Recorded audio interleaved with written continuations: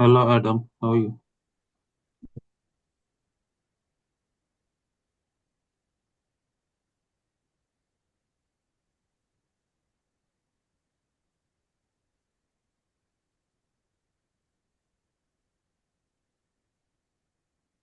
Hi, Quinsley. Hi, Dr. Quinsley. Oh, Hannah. Hello. Hi. Morning, Prof. Morning. Good morning, everybody. Umar, how are you? Hello, can you hear me, Prof? Yes, I can. Yes. Okay. Where is have you seen Dr. Quinsley? I'm, For a I talked to her. Yeah, I talked to her. long I'm time to hear from her. Yeah, long time. Yeah. Can you hear me? Yeah, we can hear you. We miss you. We miss you. Can you come to the UK, please?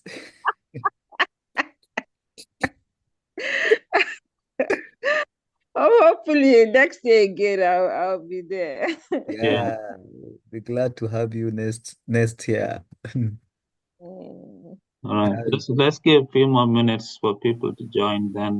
yeah, yeah, yeah. I will start saying something. Yeah, yeah. We have to wait since at least we have 30 minutes. Yeah. So we can give them additional 5 to 10 minutes to, people in home. Some people I'm sure are there battling to join the Yeah. workshop. Yeah. Sure.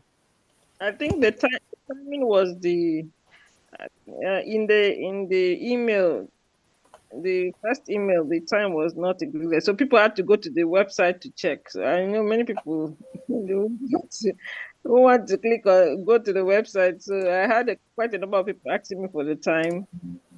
Yeah. Oh, is it that the A time lot. is not is it that the time is not stated in the on the email? It's not stated except this very last email that Sarah Ah, listed. oh, Prof missed Yeah. it. Yeah. Prof forgot. Yeah. Yeah. Sorry, guys, but it says in the timetable what the beginning is. I think the Yeah, yeah, timetable says what the time is. But yeah, they, yeah, everybody has to go to the website to check for the timetable. The problem yeah, is people going to the website. It's I know, I everybody know, rush. I know. So yeah. Yeah, It should be good if it's in the email so that people would just say, oh, this is the time on the email. So it's easily yeah, that's over the list. I'm sure they will. and the conversion of time again, GMT to so I Yeah, know. yeah. I try. but We tried Thursday for the timetable to make sure that the timing at least it's favorable to majority of people because I'm Nigeria now. I think it's around 11 o'clock, right? it's favorable. Yeah, it's favorable. So it's only very few people from I think The US. US. Yeah, I think two or three of them that can come maybe later on. So and I Mm, try to make sure their presentation it's towards the end of the workshop so that they can make it. oh, Yeah. okay. Okay, greetings everyone. Greetings from South Africa. Hi, Dalson. How are you? I'm all right, sir. How are you? I'm okay, Dalson. Yeah, Uh, it's good to talk to you again after a long time. Uh, yeah, indeed, indeed, indeed. yeah. You're welcome to Dr. Delson. You're welcome. Okay, thanks. You are from Nigeria. Yeah, I'm from Nigeria. All right. Okay, are you in Nigeria right now? What is the weather like? Huh? No, Maybe. he's in the UK. He's my PhD student, Dalson. He's Oh, currently all in the right. UK with me. So yeah, All right. yeah, Okay, yeah. I He's get it. yeah. Okay, how's the weather in the UK? In the UK? It's always raining. Raining and cold. I'm not happy with the weather. I'm not happy with this weather at all. Yeah, yeah, Yeah, yeah, it's cooking hot. It's Wow. cooking hot. Yeah, above 35, 36, Hmm. 37 degrees, sometimes even 40 Wow. degrees. Huh? Wow. It's That out of the ordinary though. yeah, this is out of yeah, ordinary. yeah. Yeah. Wilson, how are you? I'm all right. How are you? And you are? I'm Dr. Quinsley of Quinsley, Nigeria. Oh, okay. All right. Yeah. And are you also in the UK or you're in Nigeria?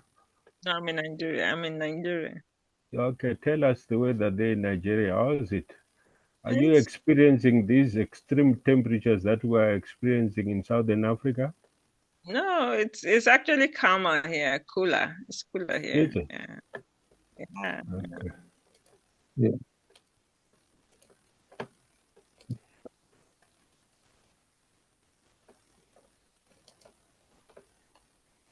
Let's give 5 more minutes for everyone to join. Okay. Yeah.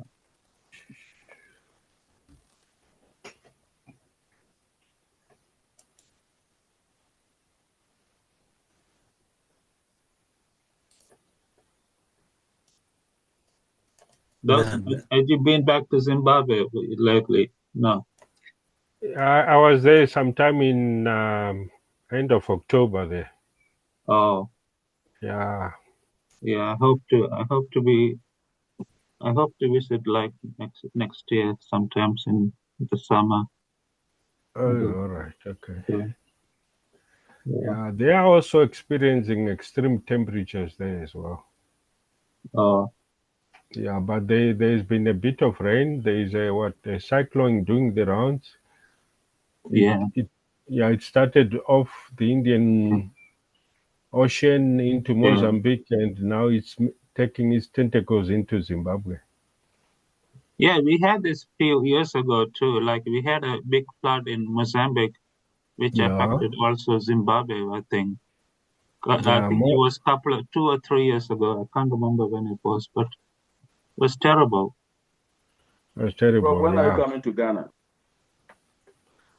Ghana. Yes. I'll come soon. Yeah, I was in I'm not sure you've been to Ghana before. No, not yet. I was in Come if Cameroon last week. Not last week, the week before last week. I was in Cameroon, which is not oh far okay. from Ghana, but yeah. Yeah. But see, Um, Cameroon doesn't have fufu. Come eat fufu in Ghana. oh, oh. Yeah, all these climate effects are caused by, I mean, by the industrialization of the Europe. I mean, it's all they talk about all this COP conference. I mean, we had this COP conference in Azerbaijan this year. I mean, the Europeans and Americans should pay Africans to, to for the damage that is being caused by the climate. Yeah, It's you can terrible. I expect. mean, because we are not emitting, like our brothers in Africa are not emitting green gases to the climate. It's the Europeans. It's the Europeans and the Americans are doing the most damage to the climate, and they should pay for us. They should pay us. Yeah, easier said than done. You think you can convince Trump to make such payments? That's the question. Yeah, They always want to get the resources and go, that's all, but they don't want to pay anything. They are after the resources. especially what is happening in Mozambique and Zimbabwe and South Africa is really bad. I mean, a lot of people are suffering because of all this. Yeah. Yeah.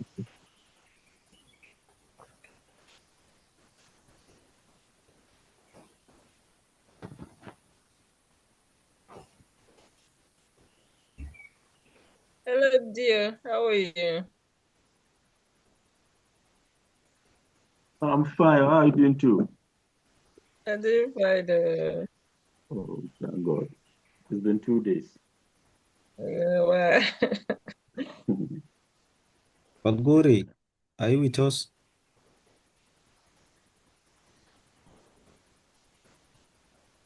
Mm. Hi, good morning.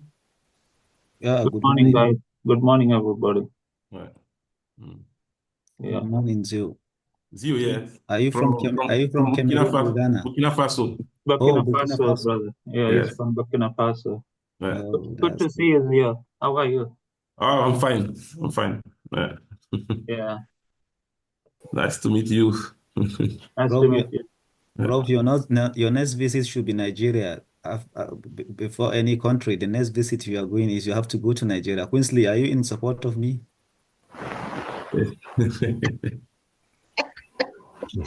Nigeria. Yeah, I think bro, I've been to other African countries, but you are from Nigeria. he said, Okay, Lagos or yeah, I'm from Kaduna. Ka? Kaduna, Kaduna is north of Nigeria or south? yeah, close to the capital city. Ah, okay, okay. Okay, it's Yeah, close, it's close, it's close to Burkina Faso. yeah, yeah. So yeah, I Right, think guys. Let's can we begin our workshop? Uh, welcome to everybody. Um, I am Sarlis. Um, this is our second workshop. We had our first workshop in November last year. Um, so, so it's a pleasure to meet all of you. Good morning, or good afternoon, or good evening, depending on where you are. Let's continue the work that we've been doing over the year. Over the year, there has been increase in collaborations with researchers in Africa. There has been quite a few funding applications. Some of them approved, some of them the rest did not get approved. There has been visitors coming to Europe, especially to the UK, to visit me. So let's continue that trend in 2025. We should try to redouble the work that we are doing. We should try to apply for more grants. We should try to inspire, especially the young ones in Africa. When I was in Cameroon 2 weeks ago, I can see there are so many young people who are really interested in research. And I gave a talk about the work I'm doing in Africa. There were more than 100 people turned up. More than 100, most of them are really young and energetic and wanting to do something for their country. So we should inspire people there are people like that, not just in Cameroon, but all the countries in Africa. We should try to inspire them and work on problems that are important to their countries, and publish their work in top international journals. So let's continue to do that. I am that's what I'm doing. Like, I'm trying to support our brothers and sisters in Africa 24/7. So any help you need, or any help your colleagues need, especially the young ones, please ask them to contact me 24/7. So you know my Zoom address. I assume you also know my email address. I assume you also know my Skype address. I can give it to you if you don't have it. So let's work double times together, or triple times, or even 100 times more uh, than what we did this year in 2024. So in the new year, we will try to show the rest of the world who think that we cannot do anything, especially the Westerners. They are of the opinion that we are capable of doing nothing. Let's try to show them that we are capable of doing great things. We are capable of publishing in top journals. We are capable of getting grants to support our researchers in Africa.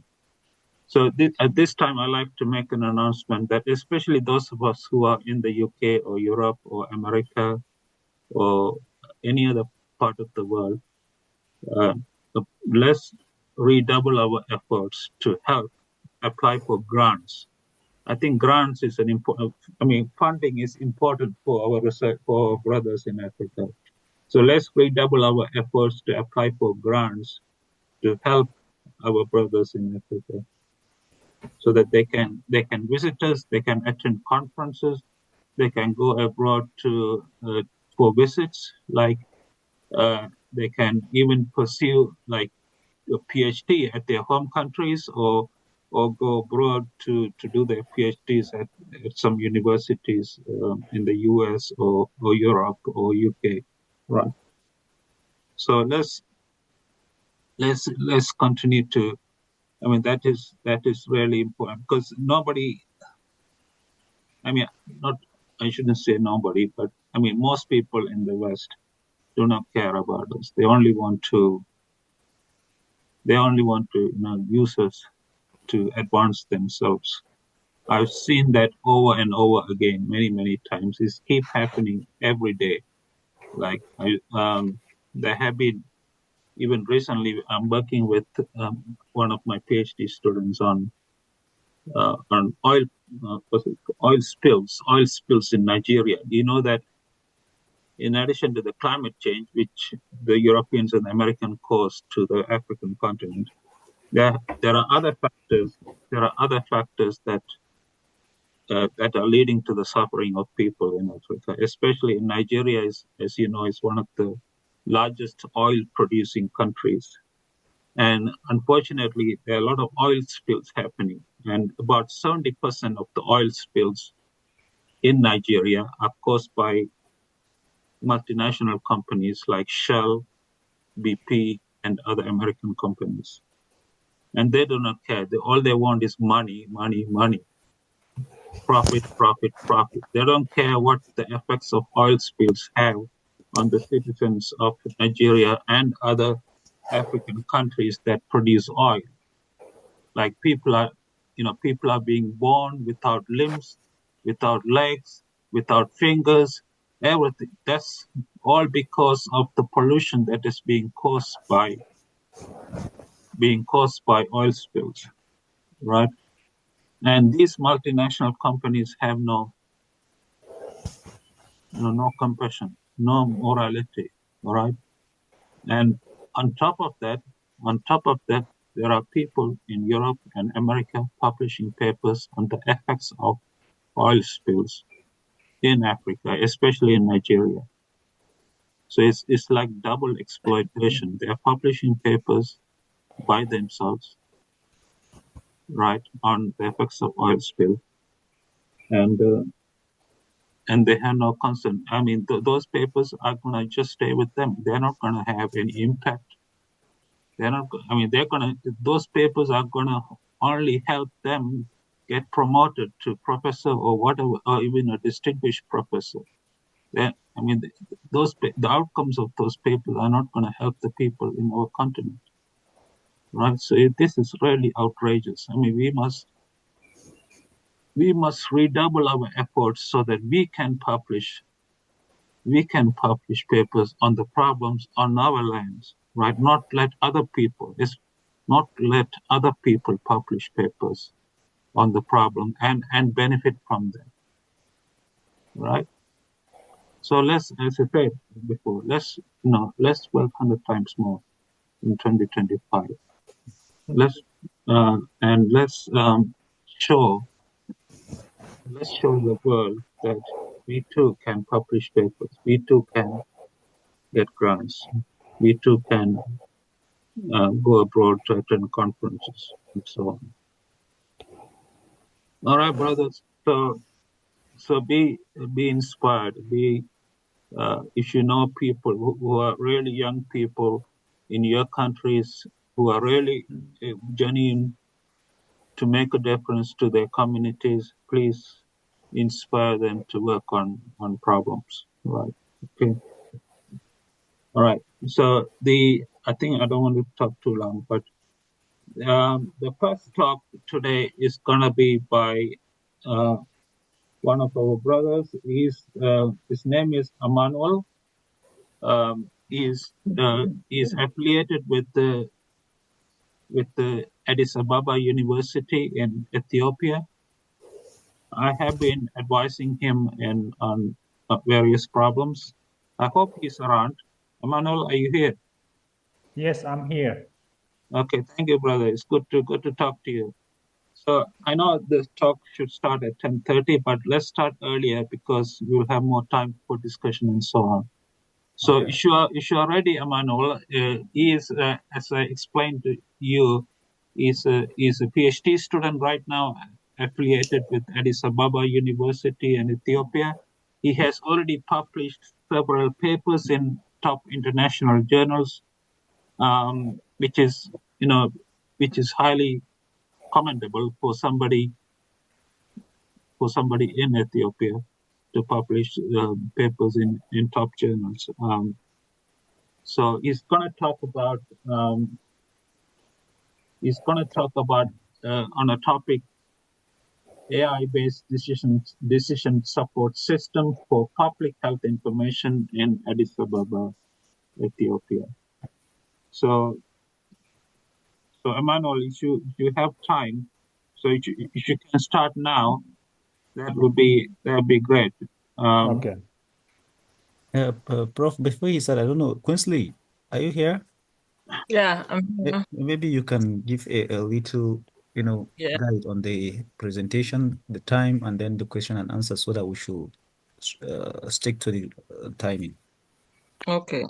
So to present, we have like 20 minutes allotted to each person. So you have about 15 minutes or so to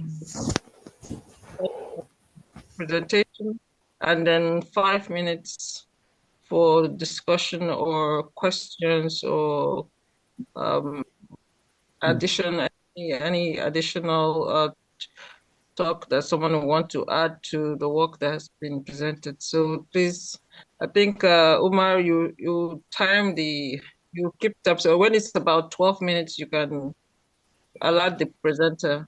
Is that? Okay. Okay. Oh, okay. So we can go ahead Yeah. now.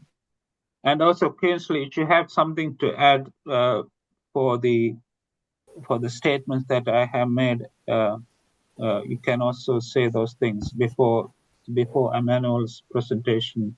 If you have something to add for the aims of this workshop, please say so. Okay. I think the aim, one of the because this workshop does not follow the normal structure of say conferences, and that's why it's open for mostly very top statistics and mathematical scholars across Africa and African orientation of or across the US, UK, and other countries. And that's why it comes in a small package, but has a lot of weight. Uh, so we are seeking to go beyond because the last year when we had the first opening of this project, one of the major things we are also seeking for beyond this workshop is to collaborate in terms of grant writing and in terms of writing papers, uh, and in terms of looking for other connections. We've had one or two persons talking about other mediums in terms of organizations wanting to maybe partner with us, but I mean that is also in the making. We are trying to look at the progress of that. So if anything actually comes out of that, we'll reach out to a number of persons who may be interested in it. So the aim of this workshop is to really try to gather people across Africa so that we can because the more we collaborate, the more we work together, the greater the impact and the clearer the impact. And but if we do it in silos, most times the impact is fragmented. But where there is an opportunity, where there is an aggregated kind of collaboration, or aggregated kind of impact, it makes a lot of noise. It makes a lot of it puts our name on the map, and that's the aim of doing this. Yes. So hopefully we look forward to increasing that kind of insight and vision of this project. Yeah, thank you. Thank you, Kingsley. Yeah. So Emmanuel, so you can begin your presentation when you are ready. Okay, I'm ready. Thank you, Doctor. First, I sincerely thank you, Dr. Sarales, for your kind invitation to participate in this Black Hero of Statistical Research. As Africans, this initiative is invaluable for African researchers, specifically for the researchers found around sub-Saharan African areas. I firmly believe that through collaboration, we can make meaningful impact by addressing societal challenges using this scientific research. My name is Emmanuel Kumsa. I'm affiliated from Addis Ababa University and Ethiopian Artificial Intelligence Institute. My presentation is focuses on AI-based decision support system for public health information in Addis Ababa City, Ethiopia.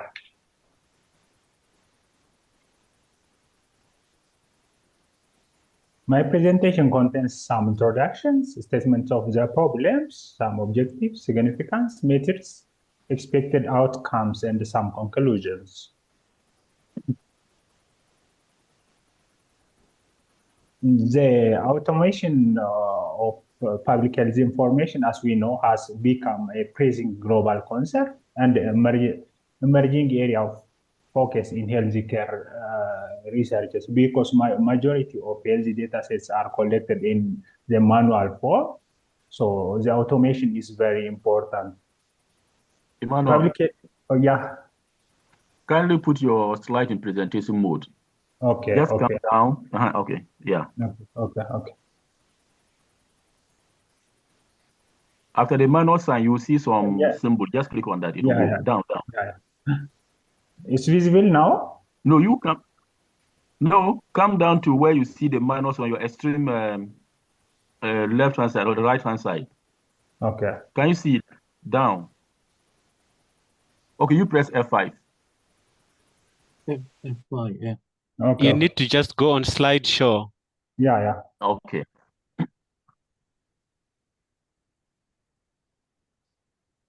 Click on slideshow and then it should come. Yeah.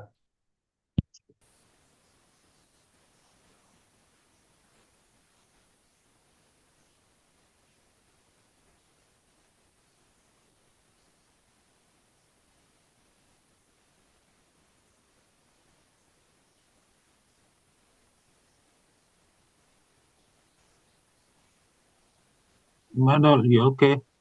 Yes.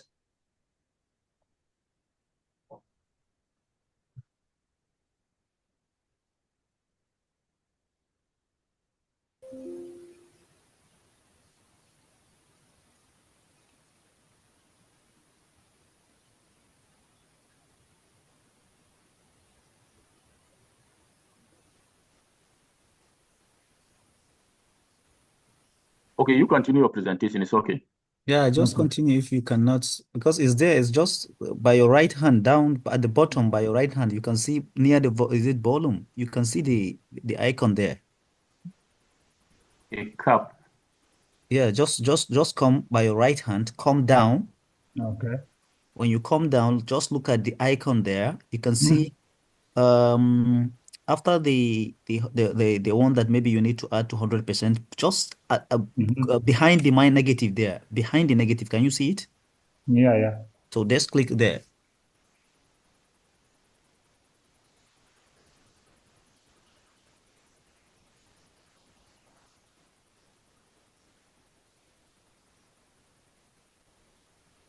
Yes. Is visible now for you? Not really. I think you can move ahead, Emmanuel. Just move on. Yeah, just move ahead. Just move Emmanuel. on because of the time.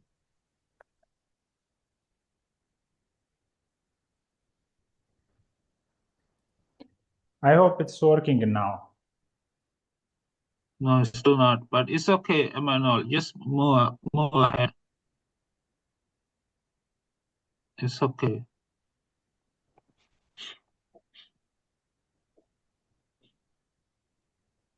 Okay, let's continue. Public health experts recognize that the growing tendency of epidemics and health security risks, which pose significant for both human life and livelihood at a global level. When we are talking about the urban centers like Addis Ababa, there is a public health challenges because of rapid population growth and the frequent disease outbreaks.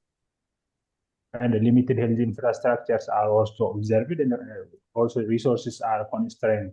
Therefore, there is the need for decision supporting systems. This complexity is efficient and adaptive health management systems. Currently, there is an emerging technologies like artificial intelligence. Those emerging technologies are very important for working on a huge data sets for real-time monitoring and the disease surveillance and the decision-making support.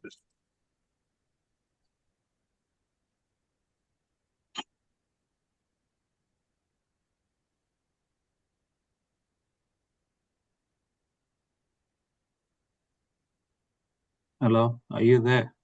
Yes, yes. Okay. Continue, so continue, Emmanuel. Okay. Let's speak.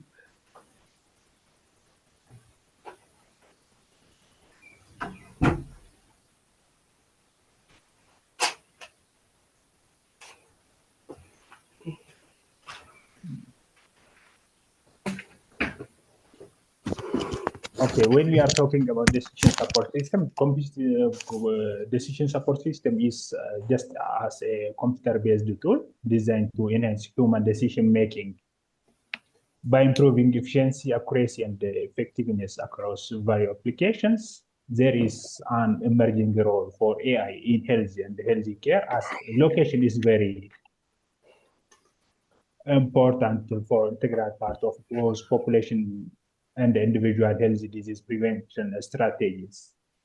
When we are molding together artificial intelligence with decision support system, we create as a GOAI, that means geospatial artificial intelligence.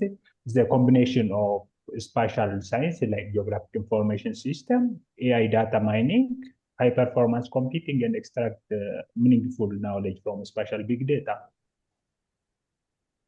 Understanding the spatial data distribution of this disease is very important to inform control and prevention strategies.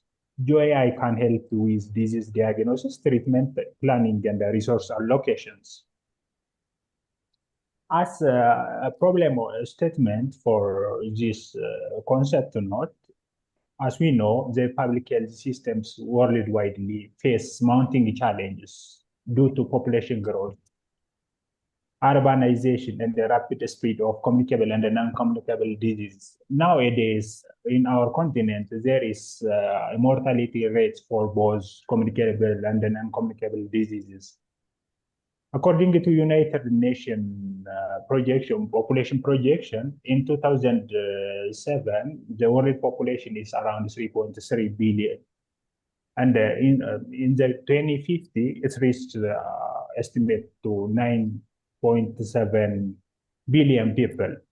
This extremely growth of population, especially considered in Asia and Africa, which currently exhibit the highest urban growth rates. This fast urbanization have profound effect on healthy and infectious diseases.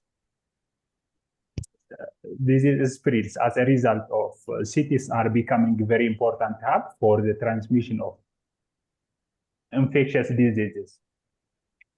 When we are talking about infectious diseases, there is some pandemics. Those infectious diseases are unpredictable. They are also sudden, and it's very important for developing decision system to alert these types of disease prediction. In Ethiopia, when we are talking about our country, in Ethiopia, between January and October, Ethiopia reported over 7.3 million malaria cases. And 1,157 days are recorded. When we are comparing with the previously healthy data, this is very highest one in the previous, when we are comparing with in the previous 7 years. According to World Health Organization Research and Ethiopian Public Health Institute, 40% of deaths are caused in Ethiopia, specifically in Addis Ababa. The main source of those deaths are infectious diseases. In Addis Ababa, as we know, the population is very dense. Also, there is some significant socio-economic disparities and insufficient healthcare infrastructures also observed. There is around 30 public hospitals and 41 private hospitals. The population is around 5.4 million. Then when we are comparing with the distribution of hospitals with population, maybe one hospital is service around 100,000 people. It's very dangerous.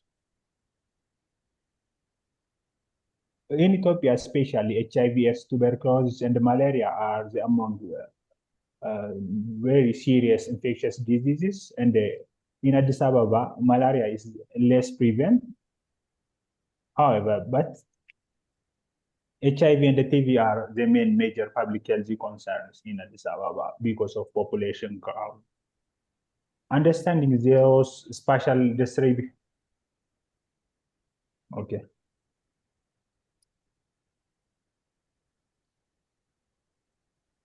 Therefore, when majority of Addis Ababa health facilities are causes several problems. The first one is the fragmented health data and the limited accessibility. We have digital health information systems, but the main problem is the health information system in Addis Ababa are often fragmented and poorly integrated. Recent studies conducted by ASAFPA in 2024 highlights that existing systems lack interoperability, leading to inefficiencies in data sharing between health providers and the government agencies also. There is also another challenge in real-time disease surveillances. The absence of robust real-time disease surveillance systems poses a significant risk to Addis Ababa public health. According to research conducted by TADESE 2024, delayed detection of outbreaks such as cholera and malaria are often preventable, and morbidity and mortality. The another one is the main problem is the underutilization of artificial intelligence, specifically in health sectors. The limited adoption of AI tools in Ethiopian health sectors is also one challenge. So that's why we are aiming to develop a decision support system for health sectors. Also, another one is there is between society and society, there is a socioeconomic inequalities and the health disparities. Majority of African population, including Ethiopia, there is the socio-economic gaps between society and society. The socio-economic gaps are the main factor for getting better and a good health quality. Another one is the global trend and the local context. When we are looking health data globally, AI-based decision support system is enabled majority of in the Western countries. When we are talking our country, specifically in Addis Ababa, there is a lack in adoption of such technology. And it's very important to adopt that type of technology to deliver better health services for our society. As objective of this study, the main objective of this research is to investigate the application of artificial intelligence in developing decision support system, specifically for public health management, specifically in Addis Ababa. As a specific objective, we are aiming to predicting disease outbreaks, optimizing the resource, and enhancing accessibility to healthy care also. We are also aiming to assess different spatial and temporal scale of infectious diseases, distribution, and identification of those hotspot area by using different geographical information system like satellite imagery for real-time monitoring.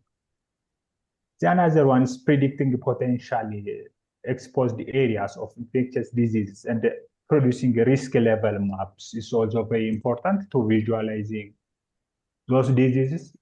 Emmanuel, I think Emmanuel, Yeah. you should just a bit faster. You have only 3 minutes left. Okay, sorry. Okay. No. It's a lot, so less I try to conclude. This decision support system. I don't know if it's possible you can consider him small, because I think we wasted some time trying to get the slides into presentation mode. Okay. Because he find it difficult to make it to enlarge it to the presentation mode, so that's why we continue. So we should just be No, what I'm patient. saying is that we use some time there, unless you had discounted that time. Yeah. I in fact I even added 3 minutes to that. Okay, thank you so much.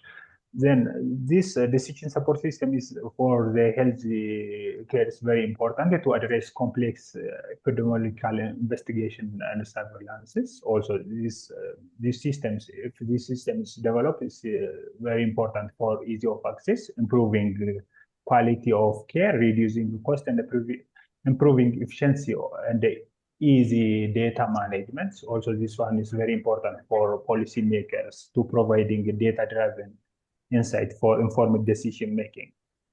As a methodology, we are focusing starting from data collection, AI model development, and the system implementation. As I told you previously, Addis Ababa have around 5.4 million populations. So the city faces a very big challenge and the high rates of communicable and non-communicable diseases and the limited access to health care resources and insufficient public health surveillance systems. Therefore, developing decision support systems is very important for policymakers and the healthcare providers and the community stakeholders to tackle this problem effectively. This system framework is designed into series. The first one is data collection and integration. The second one is AI model development, and the third one is the decision support system implementation. Data collection integration have two subcategories. The first one is aggregation of public data from multiple sources. Those data are available from electronic health records from hospitals and clinics. Also, the health survey data and the population census is very important for developing better decision support system. The another one is disease outbreak reports from Ethiopian Public Health Institute. It's also very important data. Socioeconomic data is very important for these types of system development, and environmental and geospatial data from satellite imagery is very important for monitoring real-time data. AI model development is also very important as a methodology. Those when we are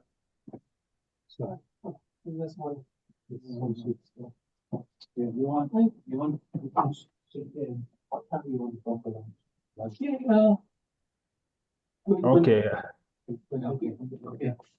Oh, yeah, we can make some workshop. Take it away. Thank you. Yeah. Okay, these researchers are using different analytical techniques. The first one is geographical weighted regression model.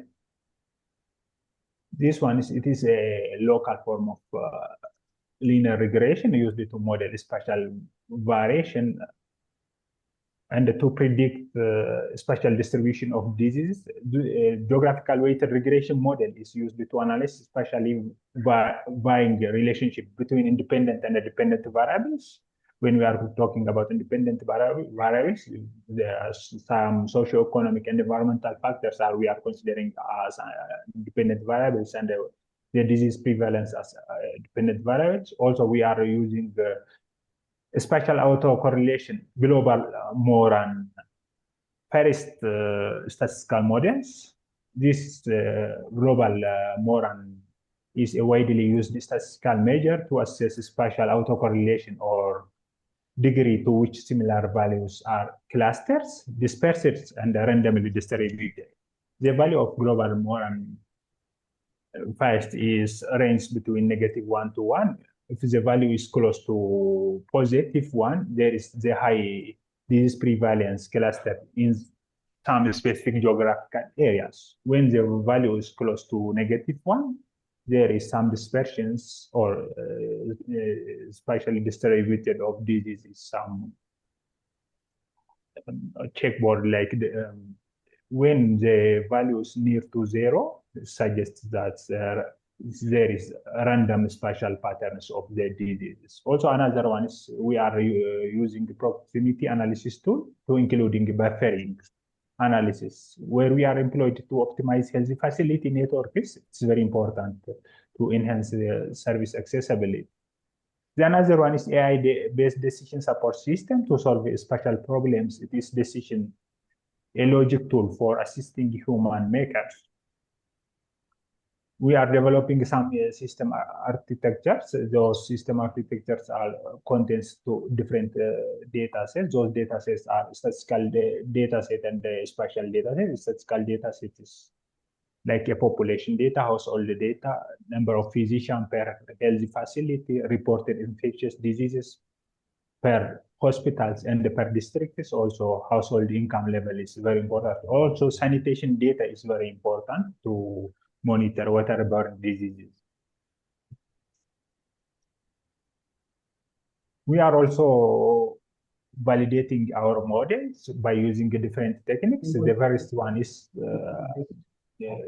regression model metrics like mean absolute error, root mean square error, R square, and the classification of accuracy. The another one is stakeholder feedback.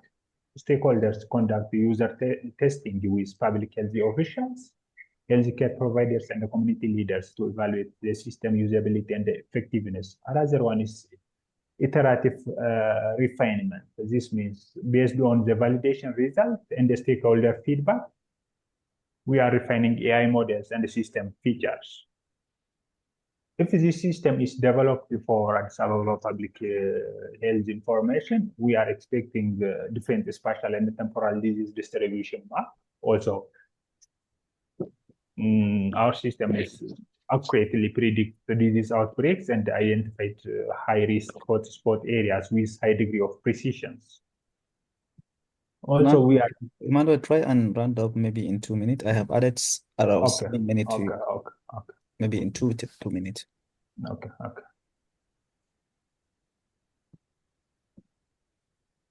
Also, we are evaluating of geographical accessibility by optimizing the placement and efficiency of healthy network facilities, and we are developing AI-based spatial decision support systems.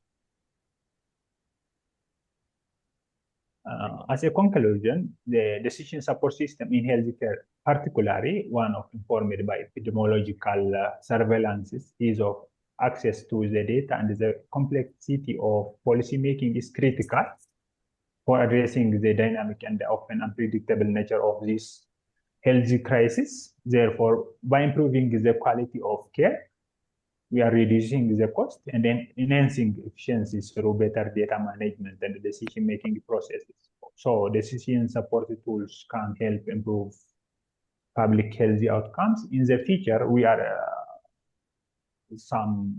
putting some directions. We are expanding the AI framework to rural areas in Ethiopia, and we are also aiming to collaborate with global health organizations to enhance data sharing protocols. And we are also incorporate advanced AI techniques like federated learning to address privacy concerns. Thank you.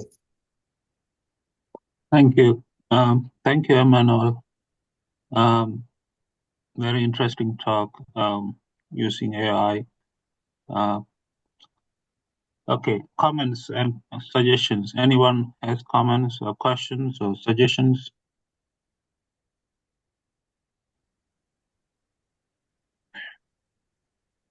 Hello. Hello. Feel free to ask Emmanuel any questions you have. Yes. Yeah.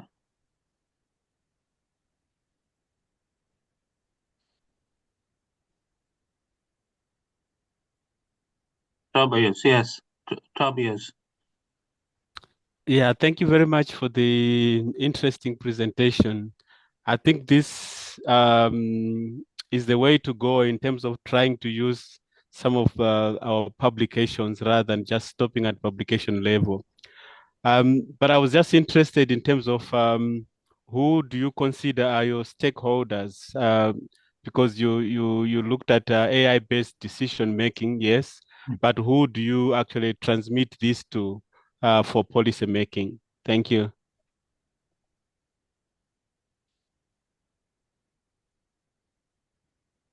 Emmanuel, did you get the question? Okay, yeah. Thank you very much for your very good questions. At a national level, we have different health institutions. We have Ministry of Health and also Ethiopian Public Health Institute is also there, and Addis Ababa Public Health Bureau is available. We are working with them to develop better decision health support systems for giving better services, specifically like tele health services, and people are using that types of systems and getting some medical treatment from remotely. These types of system is very important to develop. It's very important to expand the accessibility of healthy services, because our majority of our societies is living in rural areas.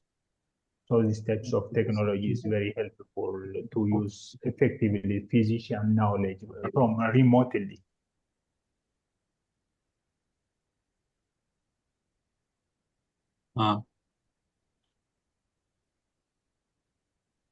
Tobias, are you satisfied with the answer, or you have further questions for Emmanuel?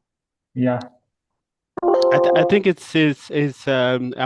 satisfied, but I think maybe there's need more to show in terms of the results and who he actually presents to, so that there's buy-in in terms of this important area in terms of decision making. I think, yeah. Unfortunately, I think he didn't have enough time to present on the actual results, so we could actually understand more in terms of what the system is doing. But I think in general, I think it's a good system, but need to link with the policymakers, the stakeholders, so that they can have buy-in. Yeah.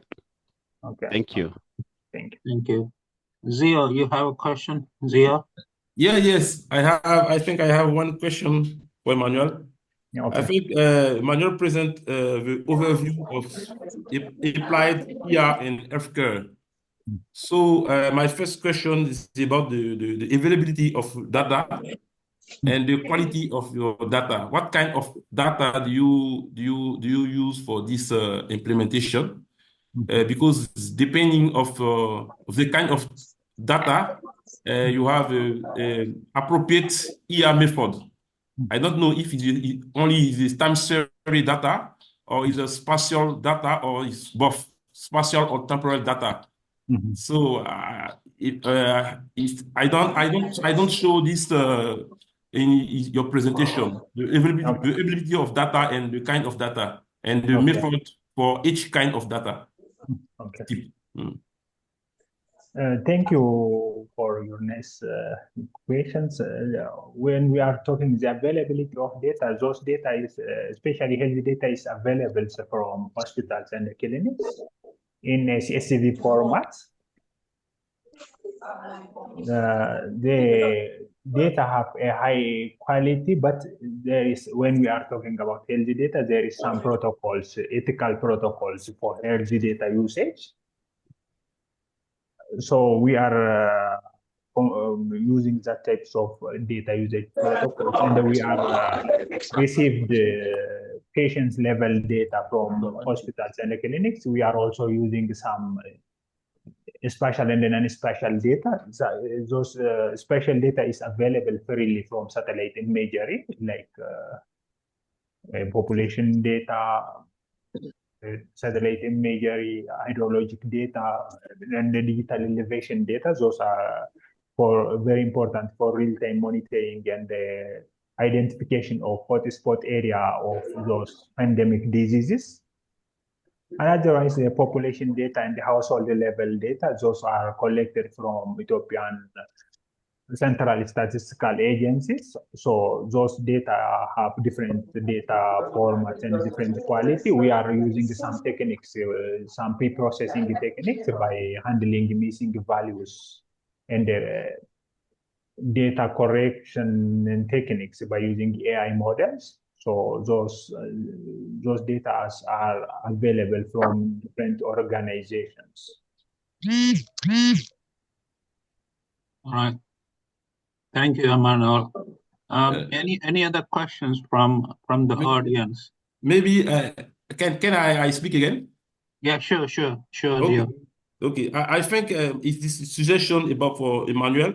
I think it's better to put one section about your data, to analyze only your data, study analyze the correlation about the data, analyze the sensibility of that of the input related to your output, make the first statistical of your data to understand better your data statistically, and after this you will understand more about which kind of ER method you can use for the prediction. Okay. I think it's really very interesting to have this section in your presentation.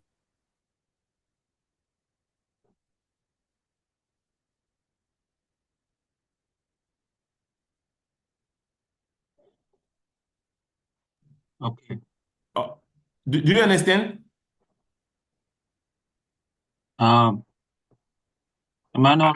I say that I think it's better to have the one section only for the analysis your data to understand the correlation about your output and your input.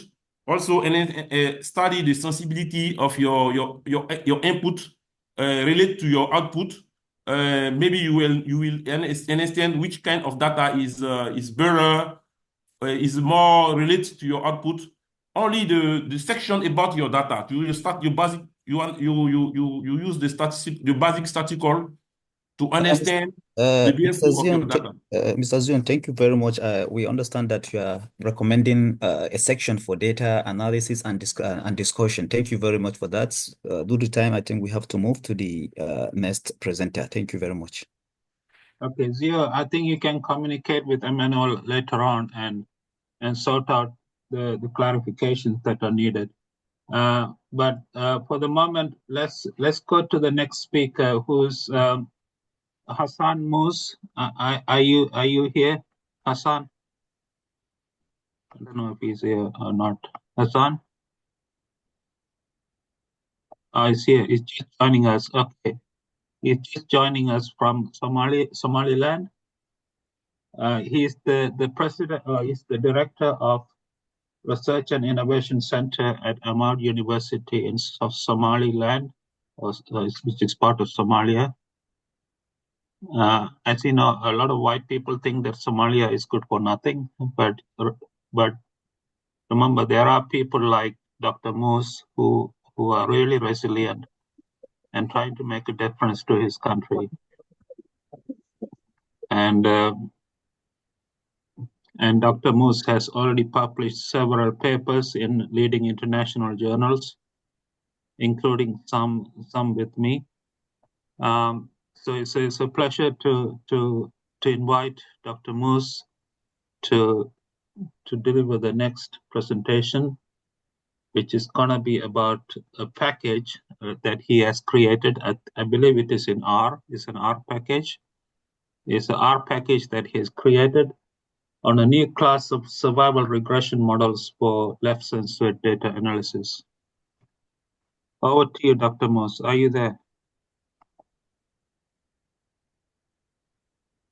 Hassan Moss, are you there, sir? Where is he? I think I saw him joining just now. Here it is. Hello, Moss. Hello, Dr. Moss. How are you there? Can you hear us? We can hear you. I don't know for him. Is it Maruf? No, Dr. Moss is here. Okay. MUSC. Hello, sir. MUIZ. Hi.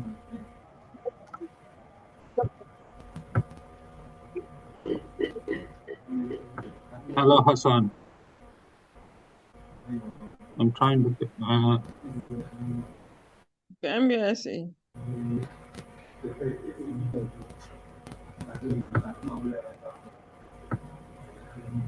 Hassan, are you there?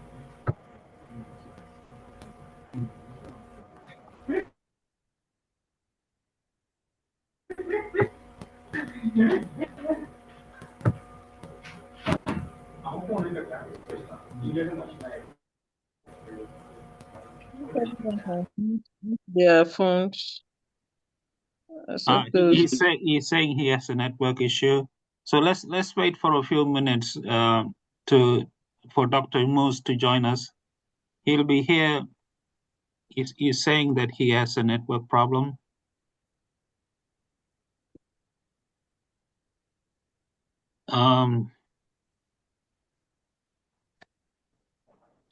As you know, not everything is well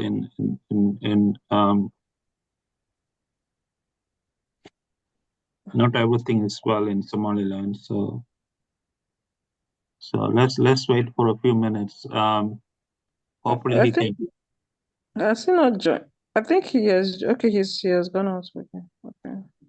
Yeah. Maybe, Prof, the best thing, maybe in 2 minutes, if he cannot connect, I think the next presenter can come in so that when he join, then he can now present after him. So the next presenter should be ready in 2 minute time. In case most cannot make it, then we can now swap them. Yeah. Okay. Let's wait. Samuel Manda, are you here? I'm not sure. Well,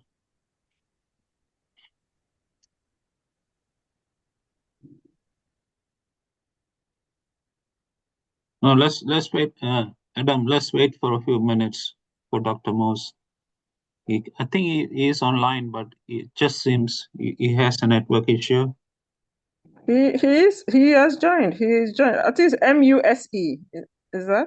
That's right. Yeah. Yeah, he is on. He is with us, but I don't know.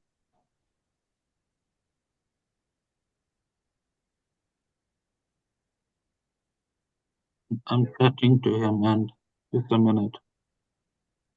I'm not sure if Samuel Banda is here. Samuel. Mamba, is it Mamba? I think he's Manda, around. Samuel. Samuel Manda is from Pretoria.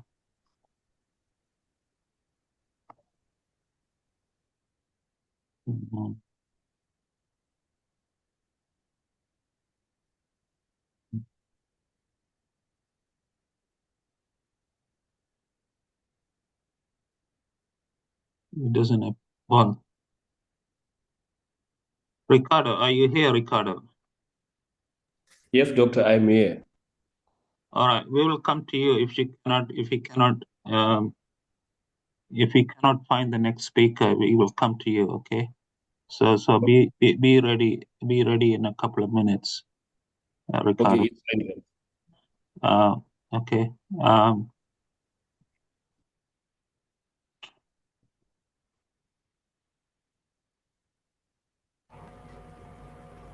Sir, I think Moses have joined in. Hi, Jamilu. How are you?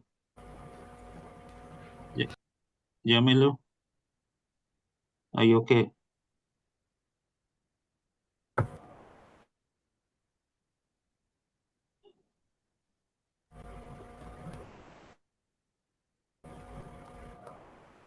I can see Moses join. You are referring to Moses. Yeah, he It's joined, like but he's back online. yeah, he's online. He's online already, but we don't know why he cannot I think communicate with us. there's some issue with the connection. I think let's move on to this one. When he comes, Yeah, it's better. Okay. It's better. Ricardo, can you start your presentation, please? Okay, thank you very much. Let me share my screen. Okay, let me introduce Ricardo Moyo is from Zimbabwe. I actually taught him in his master's degree. Currently, he's a lecturer at the University of Zimbabwe, Harare, and he's in the process of pursuing his PhD in statistics. He has a number of papers published, including one with me, which was published in Scientific Reports. Okay, over to you, Ricardo. Okay, thank you very much, Doctor. Okay, first of all, as Dr. Nadia said, my name is Moyo Ricardo. I'm from Zimbabwe, and I will be pursuing my PhD. I'll do it next year if all goes well. So basically, I'm going to present this manuscript, which is partially a work in progress, because we were trying to focus maize production in Zimbabwe, making use of a time series approach, and also making use of a machine learning approach, so that we get to see which method is best focusing power, and which method is very robust, and which also is best for our country. So basically, Zimbabwe is located in the Southern Africa, part of Africa. It was well known for its being the breadbasket of Southern Africa prior to some events which distorted our status of being the breadbasket of Africa. And also with the recent is like the El Nino effects, and also the COVID-19 virus. There have been some shocks and effects, often leading to the widespread starvation in the country. So the majority of Zimbabwe just rely on maize, which is also known as corn, as our staple food. So fluctuations in this production is critical, and also some forecast is also critical for the decision makers. So this study utilizes historical corn or maize data from 1961 to 2021 to model and forecast maize harvest in Zimbabwe. The traditional regressive integrated moving average, that is ARIMA time series model, was employed to accomplish this task. By utilizing the coloregram plots, we identified the ARIMA 1-2 model as the most effective model, because it captured 5% of the variation in our annual maize. Our indicate a likely decline in maize production by 7% and 20.9% during the 2021 to 2022, 2022 to 2023 summer cropping seasons, respectively. However, in an recovery suggested that an increase of 22.5%, 20.3% and 6% in the following 3 seasons, that is 2024 to 2027 farming seasons, there will be just reviewed by that forecast of using the ARIMA 2.12 model. This provides a critical insight for the policymakers, enabling them to develop strategies to mitigate potential food shortages in the coming years, that is 2024 to 2025 and beyond. So basically, when we say corn, we are saying maize. It's basically the staple food of many African countries, and it is widely cultivated in many parts of the world. It provides essential nutrients such as fiber, vitamins, and carbohydrates. Additionally, they state that corn is a staple crop in many countries with versatile uses in food production, animal feed, and industrial products. The source of reference number 2 was the view that the amount of corn produced is very closely related to the overall agricultural health and the well-being of the citizens of any country. Higher corn production is often synonymous with agricultural growth, and it also reflects an increase in the overall productivity of food and resources. However, for this growth to be sustainable, it must be coupled with efficient resource utilization and strategic investments, which also then relies on accurate forecasting of corn yields to achieve the first objective of like mitigating the potential food shortages in 2024 and beyond. Then accurately forecasting corn production is essential for to make informed decisions and plan effectively. These forecasts are crucial in planning as they guide the policymakers for proper resource allocation and minimizing risk associated with critical agriculture decisions. As mentioned by the author number 6 reference, the success of an agricultural plan significantly depends on getting the forecast right from the onset or the outset of the start. Forecasting emerges as a critical tool in various strategies areas for different nations, is highlighted by other authors. The first author's investigation waves into different types of forecasts and their connection to agriculture planning. This analysis reveals that nations strive to identify the optimum level of corn production to enable sound planning and realistic budgeting. There's also author number 4 asserts reliable forecasts are the lifeblood of any thriving agriculture economy. By anticipating future corn yields, a nation can better navigate uncertainties and secure its growth in agriculture.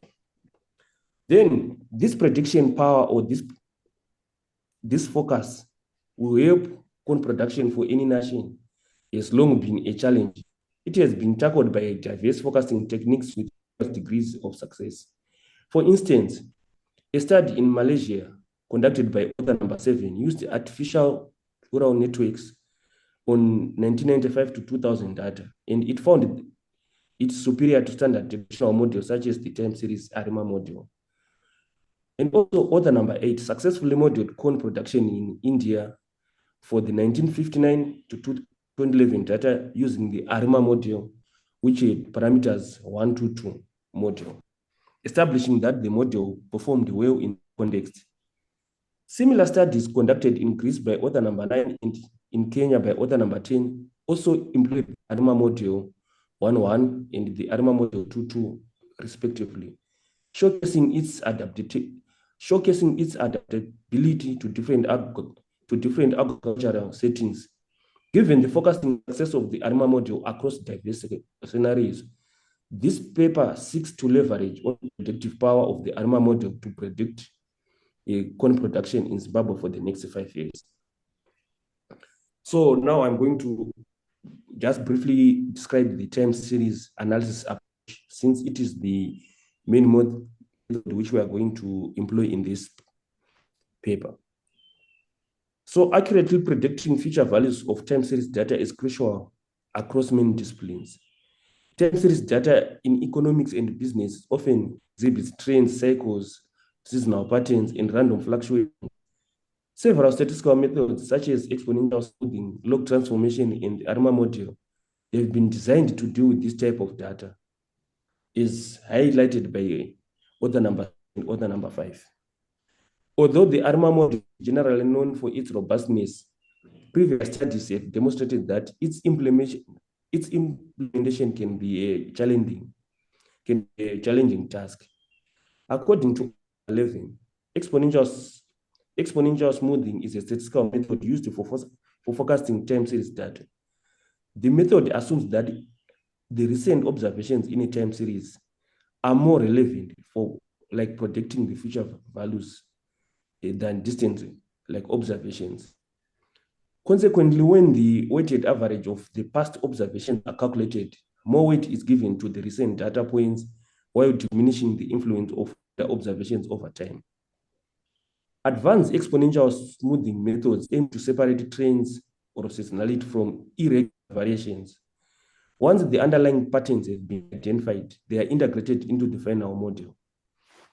As author number 12 described exponential smoothing as a relatively simple yet vast technique for forecasting commonly employed in businesses for forecasting inventory demand. There are three primary variations of exponential smoothing. That is the trend correlated exponential smoothing, the Holtz-Winters method, and the simple exponential smoothing. The autoregressive integrated moving average model, the ARIMA, is another statistical model designed to deal with sequential data, developed by author number 13 in 1970. According to author number 3, an ARIMA model is a time series model designed to deal with univariate data. The model combines the autoregressive component, that is the AR part, then the differencing, that is the I, then the moving average components, to capture the underlying patterns and predict future values of the time series. The author number 4 used the ARIMA model as one of the leading models used to make predictions in econometrics, as Box and Jenkins note.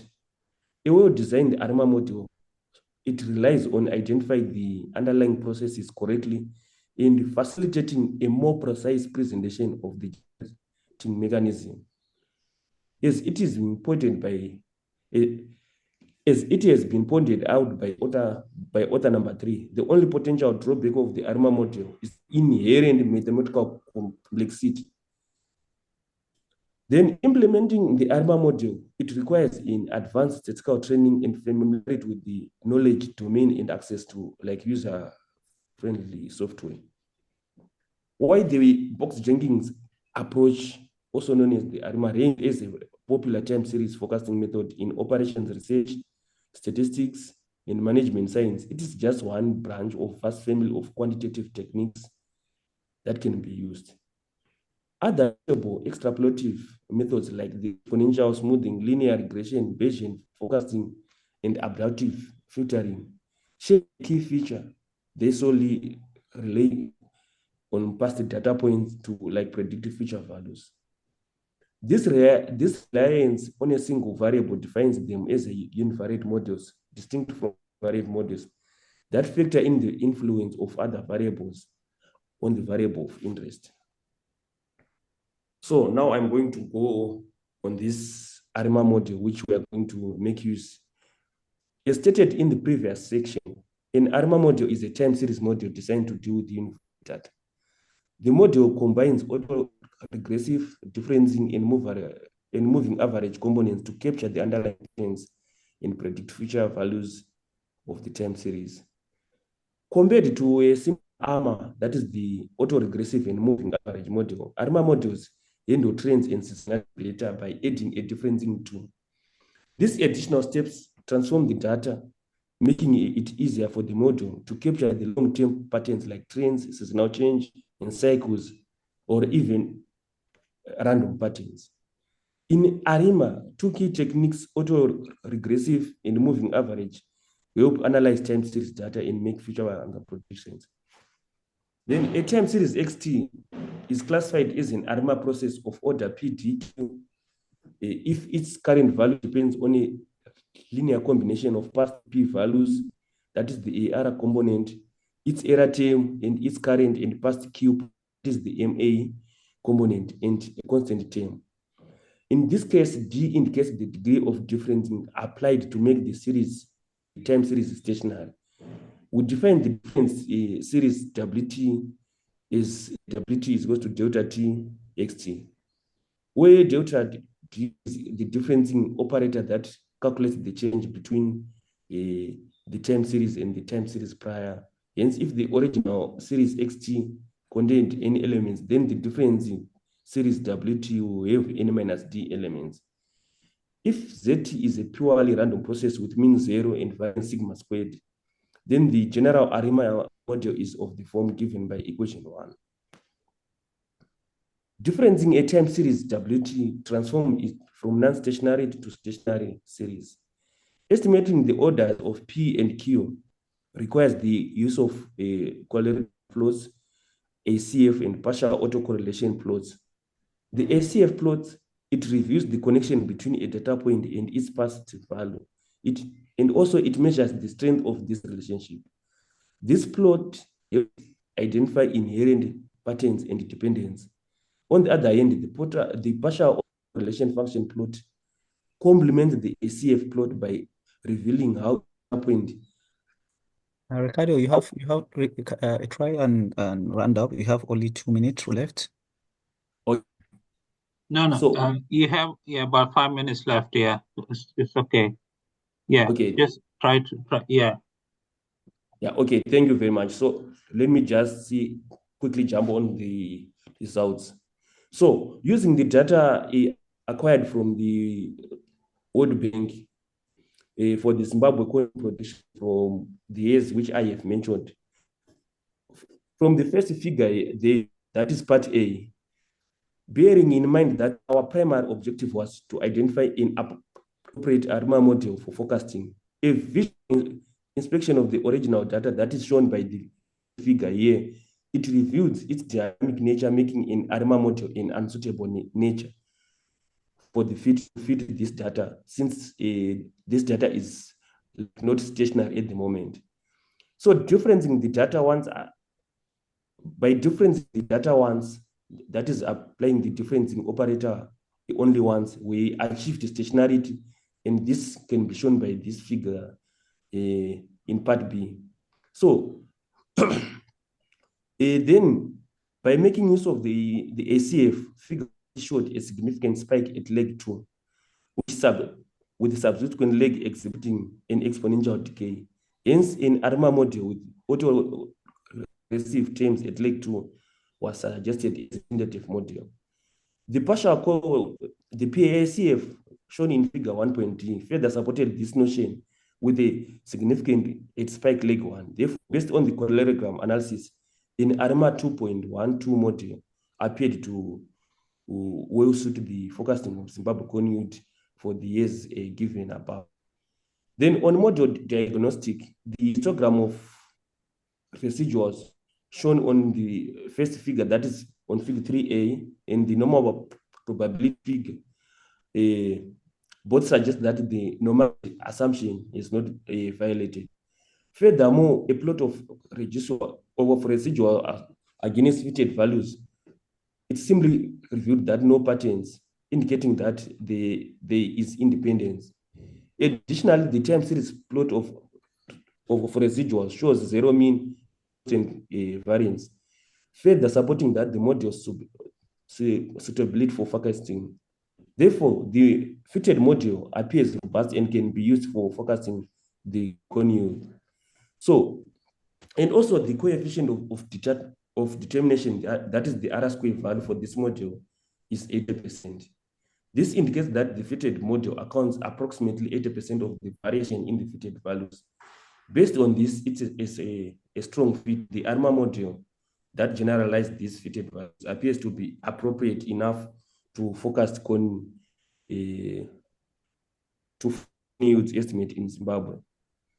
So these are the figures which I was saying, the figures, the 3A, 3B, then 4A and 4B. And then this is the final fitted value where we can make use to forecast any yield for the coming years up to 2030. And this is part of the references which were used in constructing this paper. Thank you very much. Thank you, Ricardo. Yeah, I have one question, Ricardo. You should go to the QQ plot on the page that you showed me. No, the QQ plot. Yeah, right over there. Yes. It doesn't give a good fit. You should look at the bottom one, the one in the bottom. Okay. It This does, one. yeah, this one here. Yeah. It doesn't look so good. Yeah, that's the one. Yeah, that's the one. The fit doesn't look good, really. It's not a good fit, is it? I mean, is it what distribution did you use? Is it the normal distribution or something else? Yes. Okay. For this, we're using this normal one and probability plot for this natural log for the like you. So this one is the first one, which shows that our data there is no violation of the normality assumption for our data, and this also can be shown on the histogram of these residuals. You can see it some kind of just resemble a normal distribution, but not quite, since there's some skewness here there. Yeah, because if you look at the plot in the bottom right hand side, Okay, this one. yeah, that's the one. That doesn't look quite a good fit. It doesn't look like a good fit, Ricardo. I mean, it doesn't. Maybe you can try some other distribution. I don't know. Okay, thank you, Joe, for that observation. Let me put it in writing so that I can work on other distribution on that. Yeah. All right, guys. Any other questions for Ricardo, guys? Please. Yes, I have one question for Ricardo. Yeah, go ahead. First, thank you, Ricardo, for your nice presentation. But I have one question for you. You are using ARIMA for maize production forecasting, as I think. ARIMA assumes a linear relationship between past observation and the future values. However, when we are talking maize production, this is influenced by complex and then non-linear factors such as maybe some climatic variability, maybe also some pest outbreaks is also another factors, and also soil health and the market condition is also affect our model forecasting accuracy. So how can you solve this complicated dynamic problem for maize production by using ARIMA model? Okay, thank you very much. Okay, so if I just to get your question right, you are saying if there are some sort of like just pest outbreaks and climate changes, these we have to factor them in our model so that we can capture this correctly and forecast it accurately. Am I getting you correctly? No, you are using ARIMA for linear relationship between past observation and the future value. Yes? On your data. Yes. So we are when we are using these types of model, we are considering different environmental factors like climatic variability, just like pest outbreaks. We are forecasting a maize, as I think you know. Yes. Yeah, it's depend on different environmental factors. So those environmental factors has limits our model forecasting capability. So how can you solve these types of problems when you are training your model to forecast maize production? Okay, so that's why I have said for this type of data, the first thing which we have to do is to achieve stationarity for this time series, to make this a time series approach to like model it as a univariate case, where we have to achieve stationarity by removing the other components of the time series, that is trends, the seasonality, the cycles, even the like irregular components, where we can say there may be pest outbreaks or there may be some environmental factors. For example, we are very prone to like cyclones. So that's why I have opted to make use of this ARMA model of doing the first differencing to achieve stationarity to eradicate all the underlying things we cannot control. And try to model this as a univariate like model, making use of the.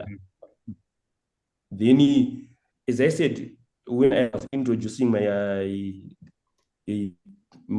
research, I said, okay, also we are doing another part where we'll be making use of like machine learning methods, and we do a hybrid so that we will be able to capture everything and come up with the best model which can forecast like this corn production. All right. Any other questions for Ricardo? Right.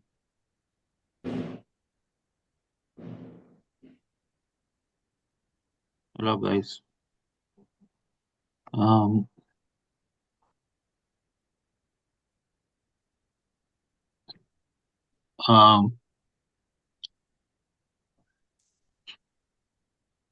more questions? Okay. All right. Thank you, Ricardo, for a very interesting talk. And I think you should continue to, develop the paper and make it like take account of the comments that the people made. All right, and try to improve the paper. And there's one question. Just a minute. So somebody raised the hand. Who was that? Someone raised the hand. I think Prof has raised the hand. So I think it's okay. Yeah. So I'm just trying to be a devil's advocate. If one were to ask you, what is your key message in this particular paper? What would you say?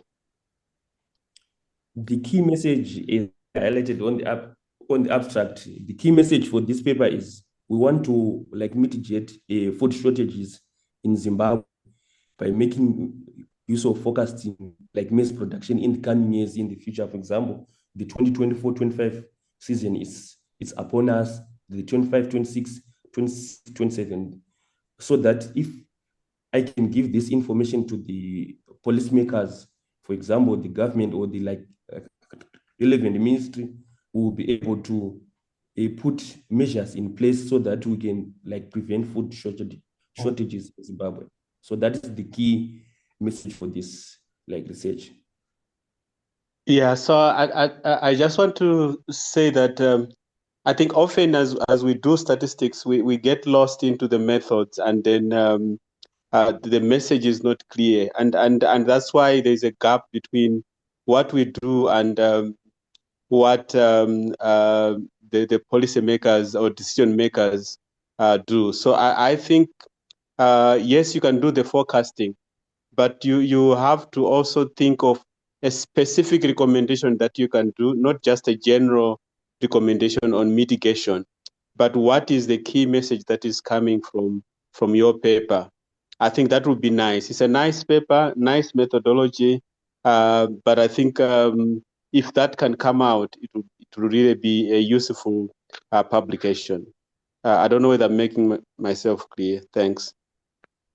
Okay, thank you very much. I think I'll put that into consideration. I'll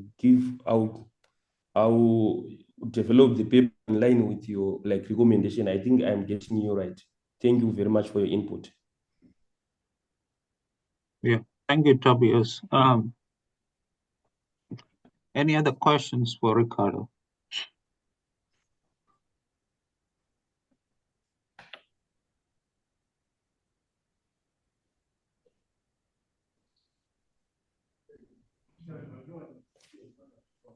Okay. Okay. Thanks again, Ricardo, for a very stimulating talk. So keep working on the paper, and if you need further advice, you can contact me or Tobias or some other. I'm happy to help you as always, 24/7. All right. The next, there are a couple of talks that were due to be delivered today, this morning, but unfortunately, it seems that the people who were supposed to deliver, they are unable to join us for some reason.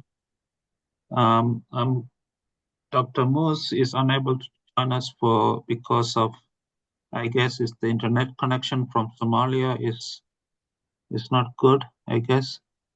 And Dr. Samuel Banda, are you there, Samuel? Samuel, can you hear us?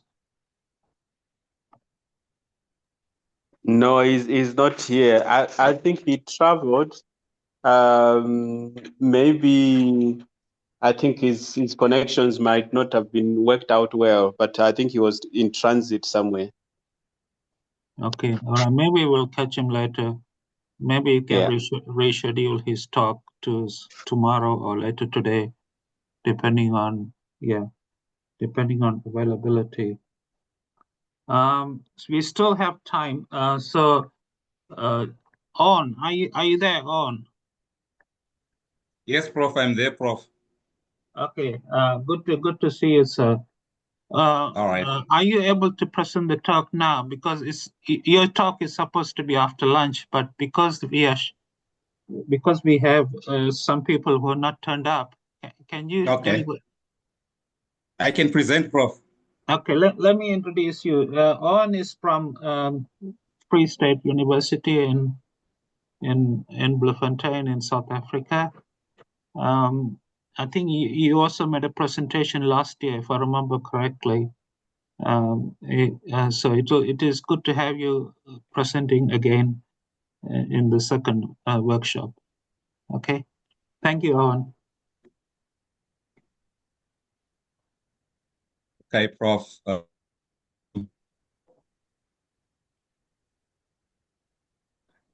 Let me go to.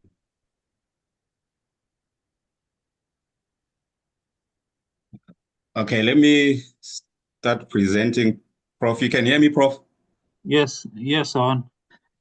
So this is joint work with Delson, who's also from Free State. Yeah. Yes. I'm Owen Jakarta, and I'm a PhD student at the University of the Free State, and my supervisor is Prof. Delson Chikovu. My topic is estimation of the financial risk using the Archimedean Gumbo copula with log normal distributed marginals. To introduce the topic, this study is used to estimate portfolio risk and diversification effects using the Archimedean Gumbo copula with log normal distributed marginals. Firstly, we use the log normal distribution to estimate the univariate value at risk and ES estimates of the South African industrial and financial indices growth rates. In this study, we're using growth rates. And secondly, the dependency structure of the risk factors is modeled by the Archimedean Gumbo copula functions, which are then used to estimate the portfolio risk. And then thirdly, we estimate the diversification effects of a portfolio using the estimated univariate of VAR and ES and the portfolio VAR and ES. That is the expected shortfall and the value at risk. And the data we used, the analysis specifically used the monthly data of the South African industrial and financial indices growth rates spanning the years 1995 and to 2018. The growth rates are used because the copula functions can only use positive values between 0 and 1. The monthly growth rates for both indices are estimated as follows, as shown in that formula there. And then where RT, I can go to RT, where is the logarithm of the current month over the value of the previous month. The data used, the data was analyzed using the other programming statistical packages is listed in that sentence. And our statement of the problem, the univariate models, which are normally used, tend not to effectively capture risk when the risk factors are dependent. So stock market participants or investors often favor portfolios containing multiple assets to leverage the benefits of diversification, which then helps them to lower their risk. Therefore, when assets exhibit dependence, copula models can be used to assess dependency structure portfolio risk and evaluate benefits and advantages of diversification with greater precision. Therefore, the aim of the study is to determine the most appropriate copula model to use. In this case, the Archimedean Gumbo copula was found to be the most appropriate model. And the log normal distribution is used to model the marginal distributions to better characterize the growth rates of the two big assets. That is the industrial index and the financial index.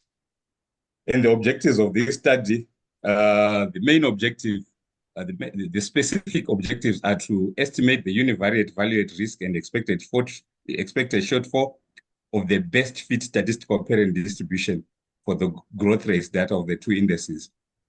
And secondly, to determine the appropriate copula to fit the bivariate data. In this study, it was found to be the Archimedean Gumbo copula for the two growth rates of the indices. And thirdly, we estimate the portfolio risk using the Archimedean Gumbo copula with the log normal distributed marginals. And then finally and fourthly, we estimate the diversification benefits. And why diversification? Diversification is a strategy of spreading investments, which allows for restricted amount of exposure to any one form of asset, industry, or country. The main objective of diversification is to limit the impact of volatility on a portfolio. A portfolio's level of diversification is increased by adding equities, which reduces the risk. And we go to the methodology. The study uses the Archimedean Gumbo copula, a statistical parent distribution as marginals to estimate portfolio risk and then calculate diversification. In this case, the statistical parent distribution that we're going to use is the log normal distribution, which was best found to fit the growth rate distributions of the two indices, that is the financial index and the industrial index. And then in this case, the Archimedean Gumbo copula was found to best fit to be the best fit copula model to be used. And we discuss the formulas for the Archimedean copula functions are shown in the slide. And the main Archimedean copula function we need, which was found to best fit the data, was the Archimedean Gumbo copula, which is discussed in slide 2.2 there, where we have the formula, we have U1 and U2. Those are the marginal distributions, the two marginal distribution of the industrial index and the financial index. And to move on to the slide 2.3, we have our log normal distribution, which in later slides was found to best fit the two growth rates of the industrial and financial indices. And the formulas are given there. We have the PDF and the CDF of the log normal distribution. Then we have the formulas that were used to estimate the value at risk and expected shortfalls for the univariate risks. And we go on to slide 2.4, where we have Kendall's tau and tail dependence. This table gives us formulas for Kendall's tau. We have the upper tail dependence and the lower tail dependence. We have the Gumbo copula and the Clayton copula and the Frank copula. In this study, it was found that the Archimedean Gumbo copula was the best copula model to be used for this data. And we go to slide 2.5. We have the axioms of coherence and diversification effects. For these axioms, the particular axiom that we're interested in is axiom 2, the subadditivity axiom. This property of subadditivity represents the benefits of diversification effects for a portfolio.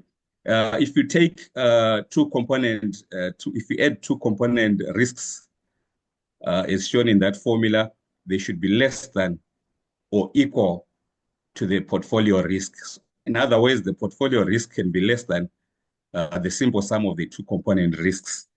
And that means a good risk measure should have certain attributes that include coherence. And this one, this axiom shows that as well.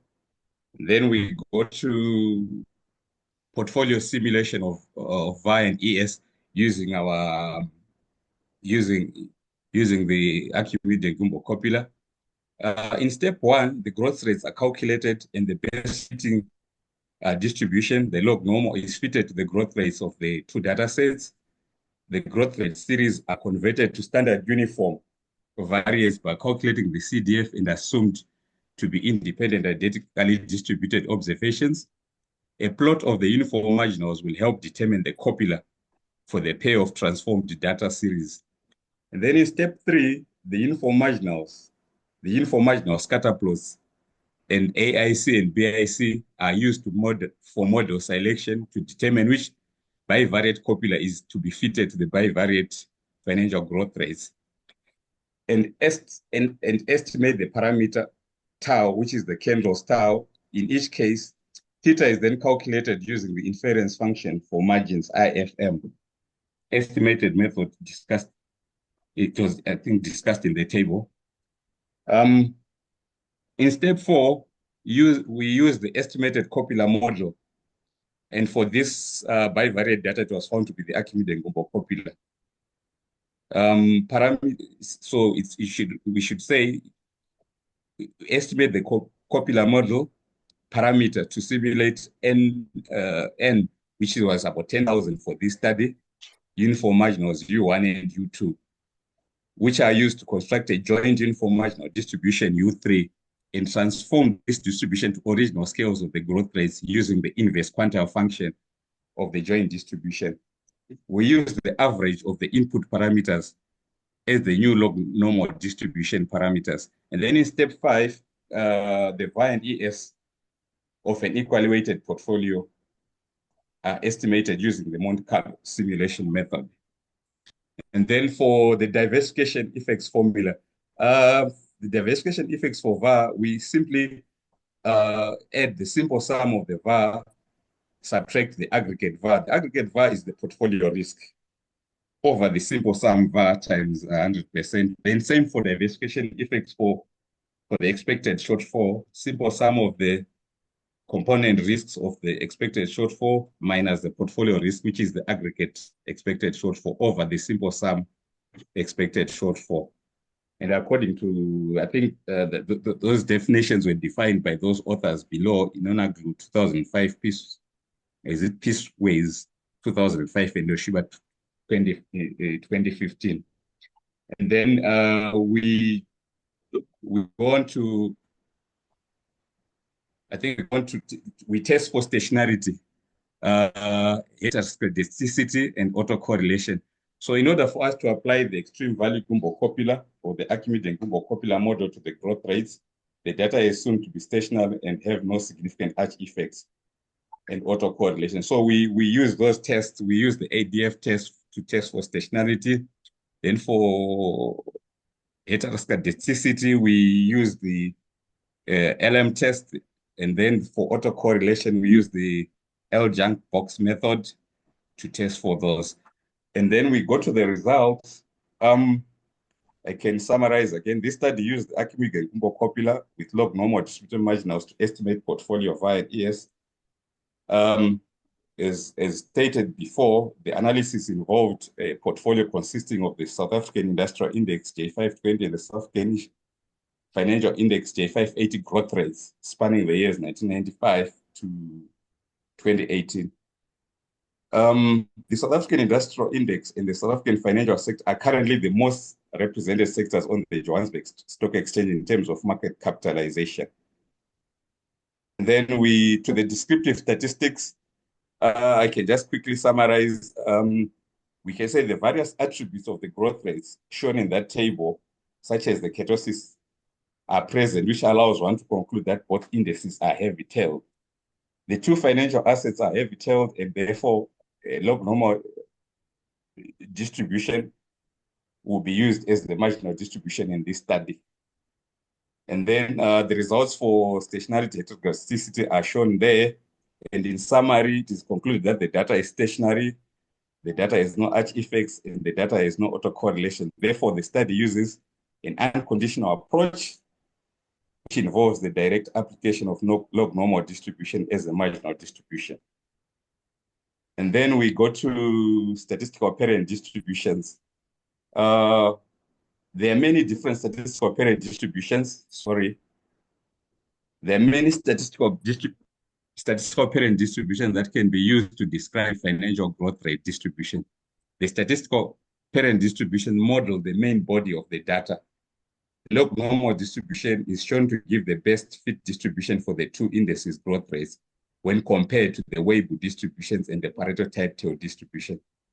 The best fit statistical parent is determined by characterization of the tails of the growth rates of the two indices. In the next slide, we are now characterizing the tails of the data using statistical parent distribution. And in this case, when we compared the log normal distribution, the Weibull, and the parent distributions, it was found that the log normal distribution was chosen as the QQ plot, and the derivative plots allow us to consider extreme values, unlike the AIC and BIC, which considers the full data distribution. In this case, if you look at our diagrams, we look at the log normal QQ plot. The log normal QQ plot is approximately linear, especially in the upper tail, implying that the database fits the log normal distribution. And then we go to the derivative plot as well. The derivative plot is nearly constant in the upper tail, except for the last few data points. Therefore, it can be deduced that the South African Industrial Index growth rates best fit the log normal distribution, which is in the Gumbo domain. And then this was for the South African Industrial Index growth rates. Then we go to the South African Financial Index growth rates. The log normal, if we look at the log normal QQ plot for the South African financial growth rates, it is approximately linear as well, implying that the data fits the log normal distribution. And then when we look at the derivative plot, sorry about that. When we look at the derivative plot, the data points are relatively constant in the upper tail, implying the data points may fit the log normal distributions.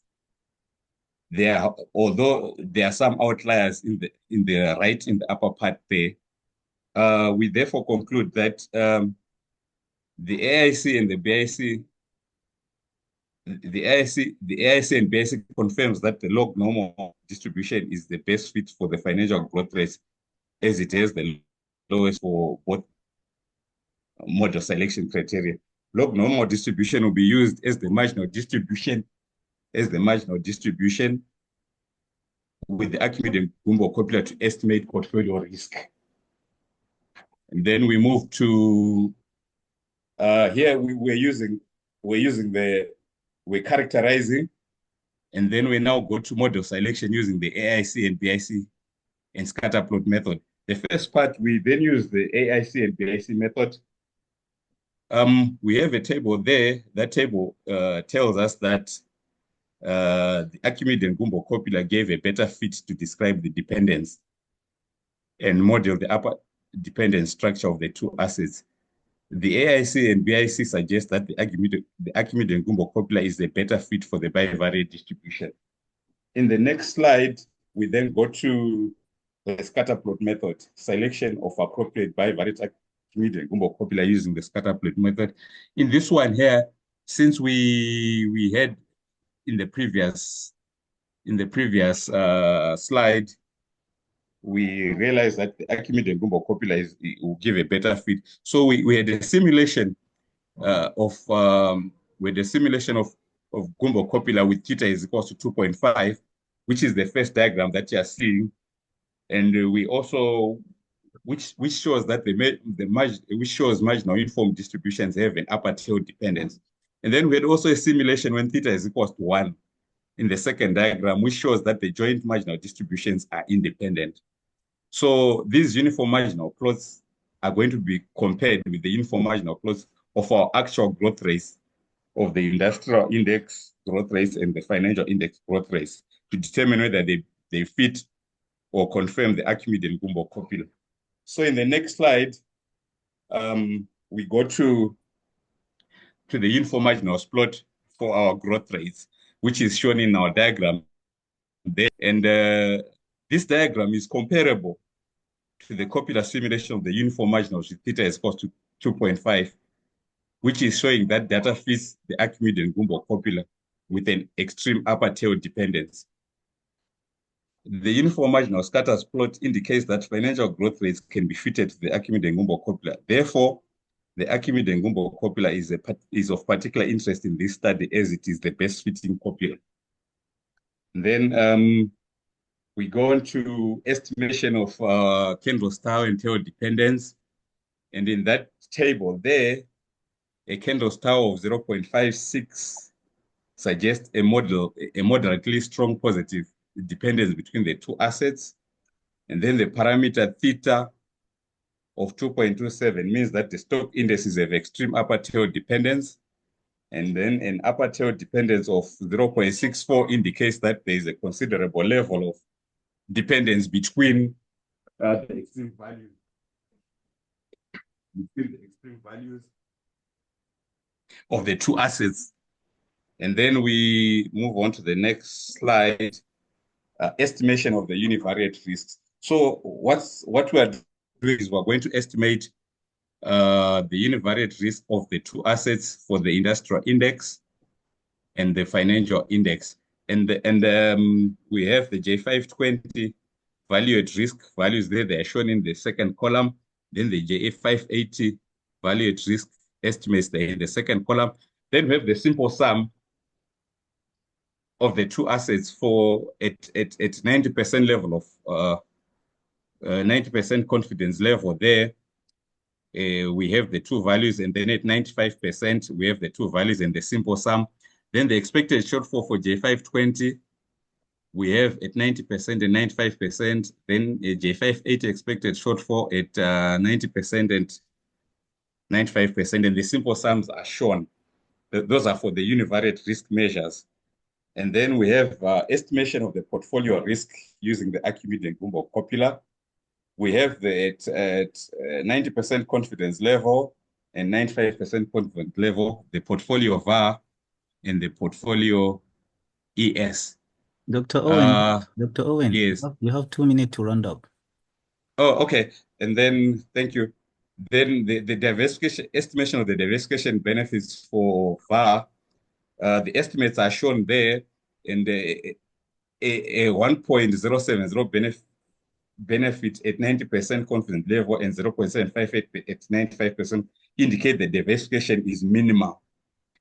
And we also have estimation of diversification for ES, and I think the explanation is the same as in the previous table. And the main conclusion is the minimal diversification benefits observed in the portfolio have important implications for investors and practitioners. The reduction in risk is minimal.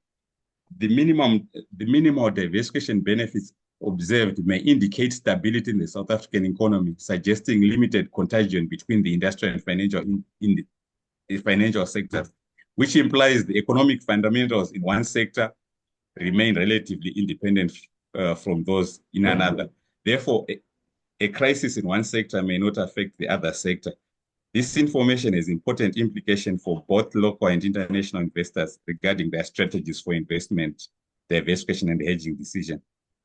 The current study focuses on two financial assets and one parameter copulas. Future research would need to include more assets and more complex copulas to cater for complex forms of dependencies.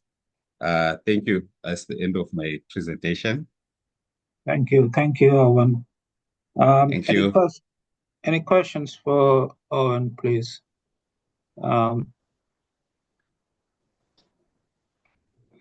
We have 2 minutes for questions because we may need to go to the next talk. Owen, I have a couple of questions. Okay. One is about the QQ plots, the log normal QQ plots. Okay. They don't look straight, especially at the lower tail. They do not look straight. Especially at the lower tail. If you look at the lower points, they don't look. Yes. They're not close to the straight line. Okay, Prof. Yeah. So okay. one thing you can do in this case is to use, there's something called the composite log normal distribution. I'm not It's sure. called the Composite log normal distribution. composite log.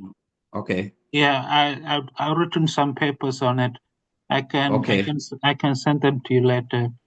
Which will, I'm sure, which will give better fits than the log normal. Okay.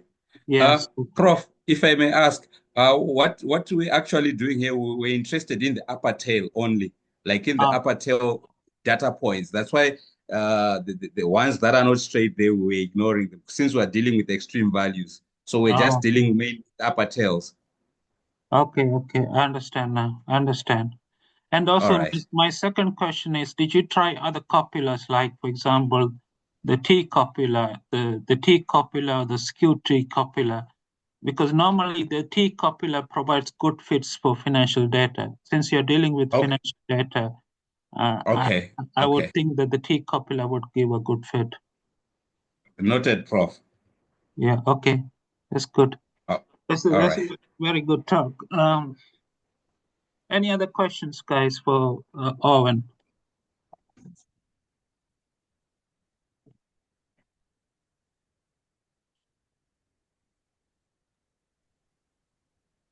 No?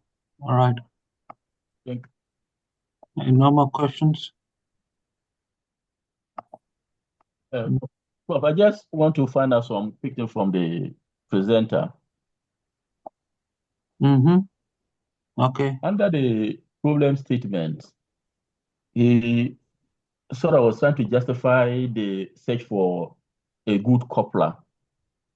And then somewhere along the line, he said the Gumbe was the best coupler. And you realize throughout the work, I think for most parts, there is no, okay, he didn't cite that place.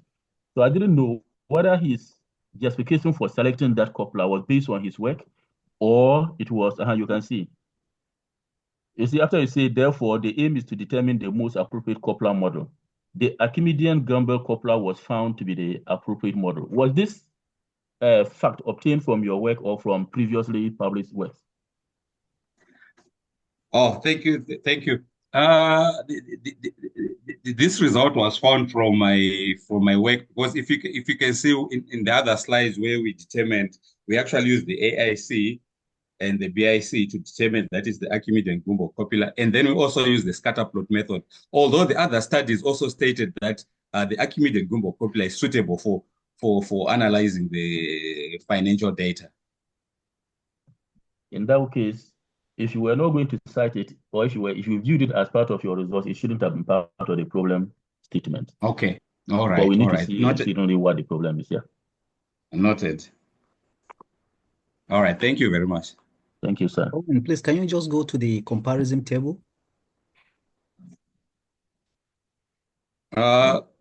Which table?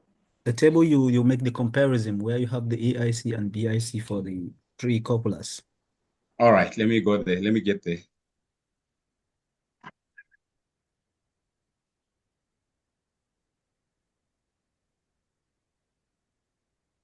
Yes, I'm now there. AIC, you can see it. Yeah, I can see. So okay, we have trading. So for the log normal is the purpose of using the log normal is just to assess the growth rate, right? Yeah, and we use them as the marginal distributions. Okay, for that is the reason for the log normal, not part of it's not part of the methods used. So you only focus on the couplers here. Yes. To assess which of the three or which of the one that give a better estimate. Okay, it's okay. I thought that the log normal should be there. I thought that it's missing. It's fine. All right. Thank you very much. All right. Yeah, I think that's a very good work on. All right, the next. Thank you, Prof. Thank you for your presentation. One. The next speaker is Alex Mango. Is he there, Alex?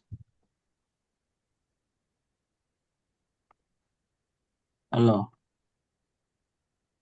Alex. Is he here? No, Alex is not here. Victor, are you there, Victor? I'm here. Do you know where Alex is? Probably he thought his presentation would be in the afternoon, so he. Okay. All right. Yeah. So we will wait for him in the afternoon. So I Yeah. think what we will do now is to take a break. We will come back. We will come back 1:30 p.m. UK time. So that is in about 1.5 hours time. So don't forget to come back in approximately 1.5 hours time. So sorry, Prof. After Victor presentation, right? Yeah. Okay. Yeah. Because after that, Alex will so when we come back, Alex will present followed by Victor. No, Prof.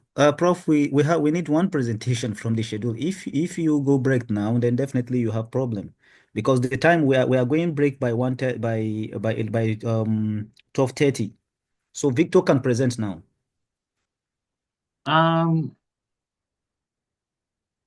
We will. I don't know. Victor, you want to present now or later? Victor, are you there? I don't have any problem either way. No. I think I think we have enough time in the afternoon, Adam, for Victor to present. So let's take a break now. That's what I said. Let's take a break and join again in about 1 hour and 30 minutes. So it will be like 1:30 p.m. UK time. All right, and then we'll have hopefully we'll have enough time to.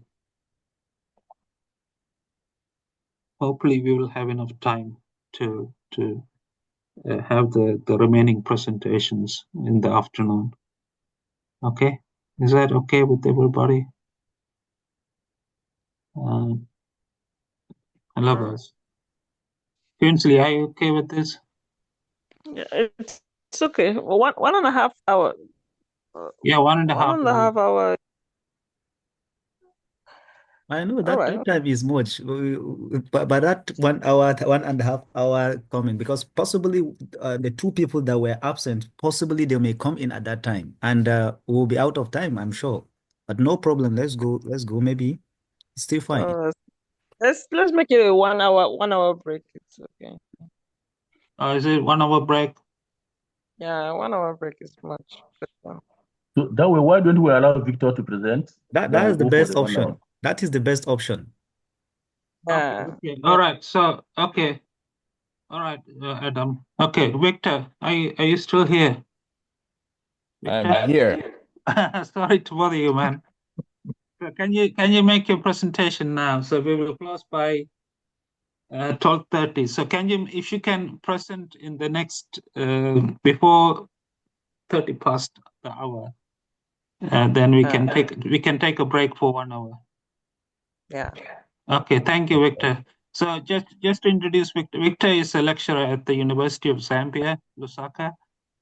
He did his PhD at the University of Waterloo in Canada. I got to know Victor about 3 years ago. So during his PhD, he was supervised by obviously a white man, and I don't know how much help he got from him. It doesn't seem that he got a lot of help from him. Anyway, since Victor and we started working about 2-3 years ago, we have published over 10 papers together in quality journals, and we are continuing to do that. And so this is the kind of work, that we should try to do, with our brothers in Africa, try to inspire them and work on important problems. Okay, over to you, Victor. Take it up. Thank you very much. Yeah. Good afternoon or good morning, wherever you are. I know here in Southern Africa, it is coming to 14 hours. It is good to see my good friend Tobias around, and a few of my colleagues from Zimbabwe and South Africa. So the title of my presentation this afternoon is Closed Form Estimators for the Multivariate Gamma Distribution. And what is happening to my... Okay, so this is the overview of what I'm going to talk about. So I will give a brief introduction, then I'll go into introducing the proposed closed form estimators, and then look at the large sample properties of those proposed estimators, then some comparisons of non-existing estimators and how they compare to what we are proposing here, and then some concluding remarks, and I'll give you some references at the end. So there are actually a number of multivariate gamma distributions, and for details, you can refer to CORS. They have a nice book there where they do a very good job on different types of multivariate gamma distributions. But our interest this afternoon is on one particular multivariate gamma distribution that is due to Matai and Moskopoulos in their paper from 1992. So basically what we have here is a series of mutually independent gamma random variables, say V1 up to Vk, where each of these gamma random variables have parameters alpha j and beta. And the alpha j is here shape parameters, and beta is a scale parameter.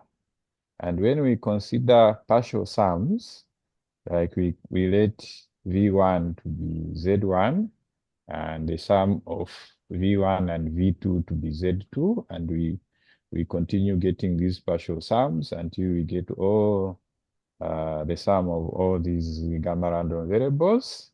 We have Zk there, and then the joint distribution of Z1 up to Zk is the multivariate gamma distribution that we are discussing.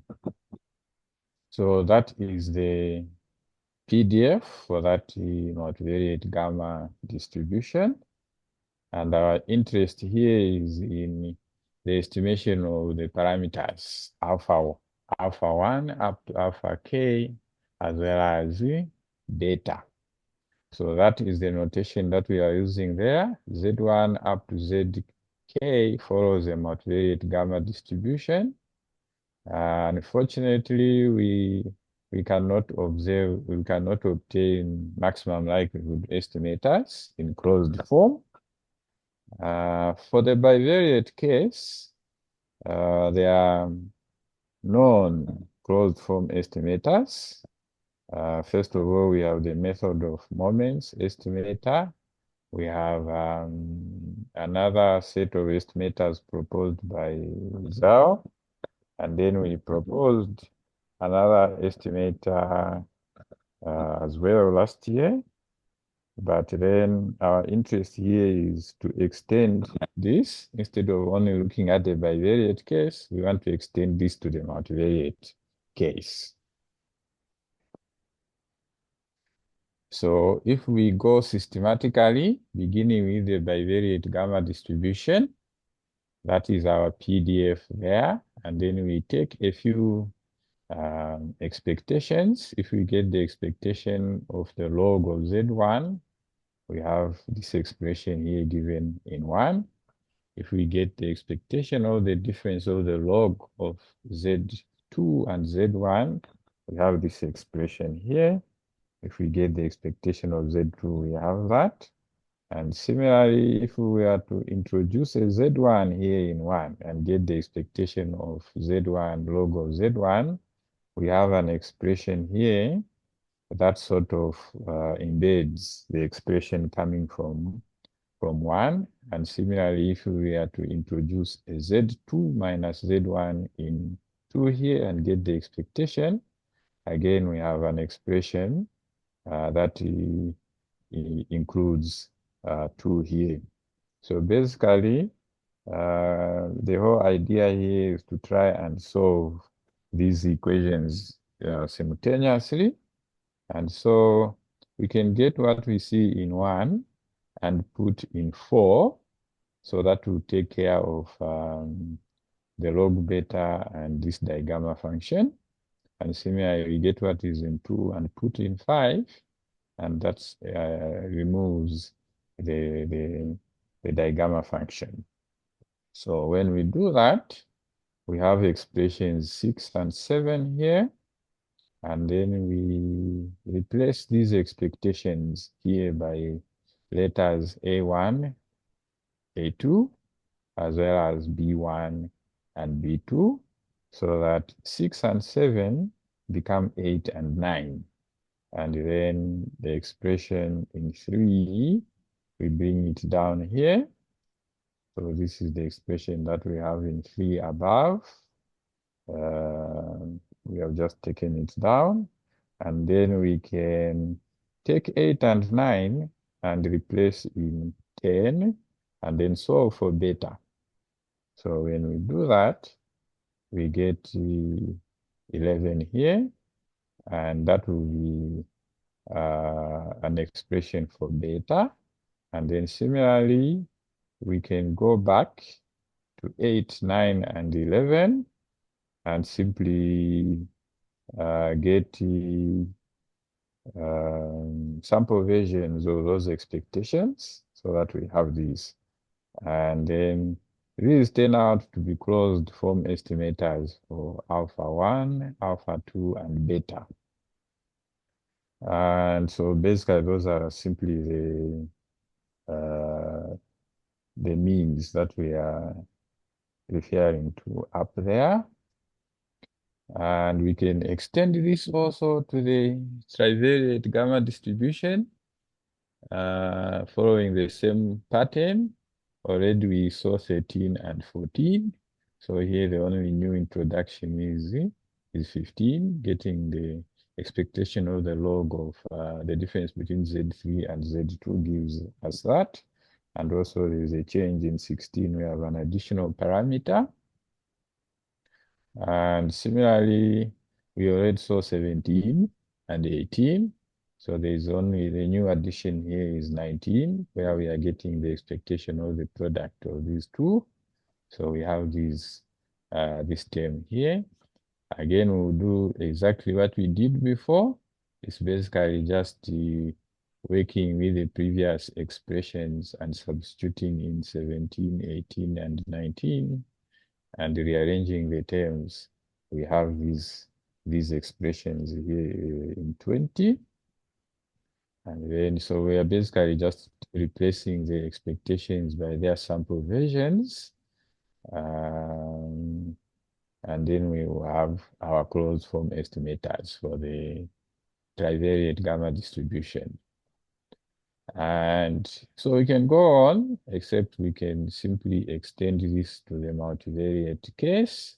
So if we have a multivariate gamma distribution, we can easily show that the closed form estimators of alpha 1, alpha 2, all the way up to k will follow the same pattern, and similarly beta will also follow the same pattern. So that's how we arrive at those closed form estimators. So those are simply the sample versions of the expectations. And we also looked at the large sample properties. So we showed that the estimators that we have here in 24 above are strongly consistent for the parameters alpha 1, alpha 2, and so on up to beta. So that is for the multivariate gamma distribution. And similarly, if we look at the bivariate case, the estimators that we obtain here are asymptotically normally distributed with this variance covariance matrix. And when we extract the diagonal elements, we get expressions. This is the first diagonal element, the variance of alpha hat 1. So it's a function of alpha 1 and alpha 2, as well as A1 and A2, and C1 and C2. So C1 and C2 are gamma functions. So the two diagonal elements basically look almost the same, the first two, while the third one depends on beta as well. Okay, so similarly, we can do the same thing for the trivariate gamma distribution. The estimators that we get from there are asymptotically normally distributed, and the covariance matrix given by sigma t. Again, we can extract the diagonal elements, and they basically follow the same pattern. So the first diagonal element there is a function of alpha 1 up to alpha 3, A1 up to A3, and C1 up to C3. Similarly, even the second diagonal element, the variance of alpha hat 2 is a function of the same alpha 1 up to alpha 3, A1 up to A3, and C1 up to C3. So we can even the third diagonal element follows the same thing, while the variance for beta hat is also a function of beta as well.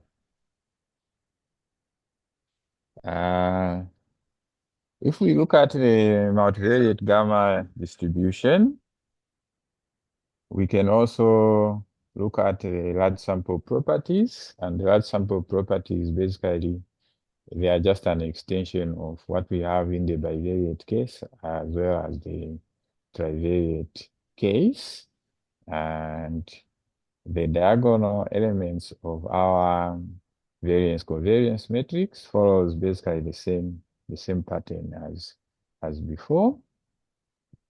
Again, the only one that is a little bit different is the one for the variance of beta hat, which includes beta as one of the arguments in the expression. The next part that we are looking at here are asymptotic variances of other estimators that have already been obtained. So the first one that we are looking at here is the maximum likelihood estimators. So for the maximum likelihood estimators, we can show that they are asymptotically normally distributed as well, but the variances here are a little bit simpler.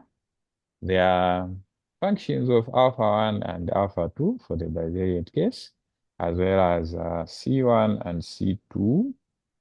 And we still see the same pattern. The variance for beta hat is also a function of beta.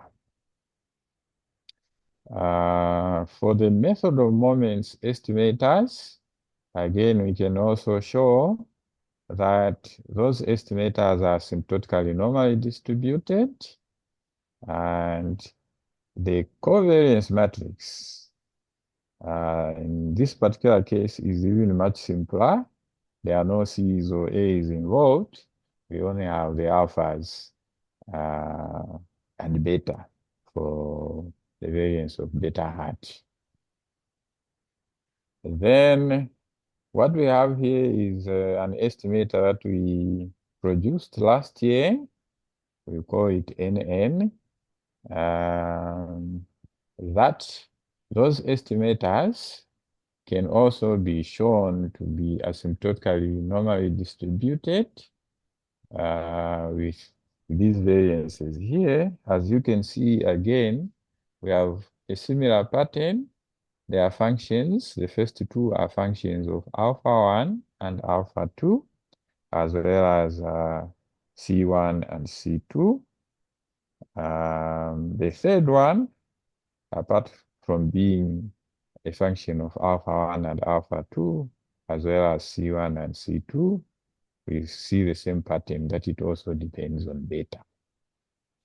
So In here now, what we are trying to do is to try and make comparisons among these estimators. So the maximum likelihood estimator, one of the estimators that we produced for the bivariate case, the maximum likelihood estimator, and this new one that we are proposing in this presentation. So here we are looking at different combinations for the parameters. So we fix alpha 2 at 3, beta at 2, and then we vary the values of alpha 1 between 1 and 3, and then we look at how the variance varies, the variance of alpha 1 varies. And as expected, we see that the maximum likelihood estimator here is the most efficient. It has the least variance. And the method of moments here is the least efficient. It has the highest variance. And the two estimators in question here are sandwiched in between. The one that we are proposing in this presentation, as you can see here, is very close to the maximum likelihood estimators. So this is fixing alpha 2 and beta at 3 and 2. When we do the same thing, looking at smaller values, 0.5. Victor, finish in 5 minutes, okay? You have 5 minutes. No problem. Okay, thank you. So if we look at, we fix this at 0.5 and 0.5 and do basically the same thing. We are looking at the variance of alpha 1 as it varies. As we vary the values of alpha, we see the same pattern. The maximum likelihood estimators have least variance, while the method of moments have the biggest variances here, and the two estimators are in between there. So this is considering the variances of alpha 1. We get the same picture if we look at the variances of alpha 2. It's basically the same pattern. The same pattern emerges if you look at the variances of alpha 2. The same pattern if we look at the variances of beta.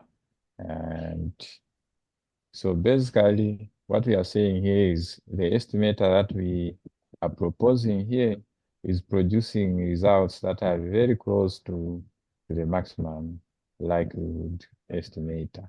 So the proposed estimator here is more efficient, we can say, than the method of moments, and also more efficient than the other set of estimators that we proposed earlier.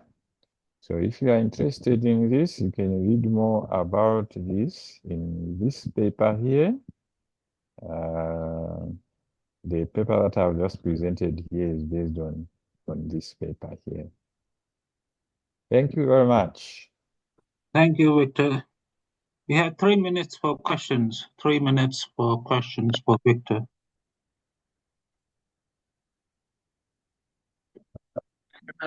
Yeah. I have a question. Yes. Can you hear me? Okay, Victor, can you hear me? Yes, I can. Okay. Very interesting study. Where you have the place where you are testing the estimator, especially where I think in the second image. Go back. Okay, go back.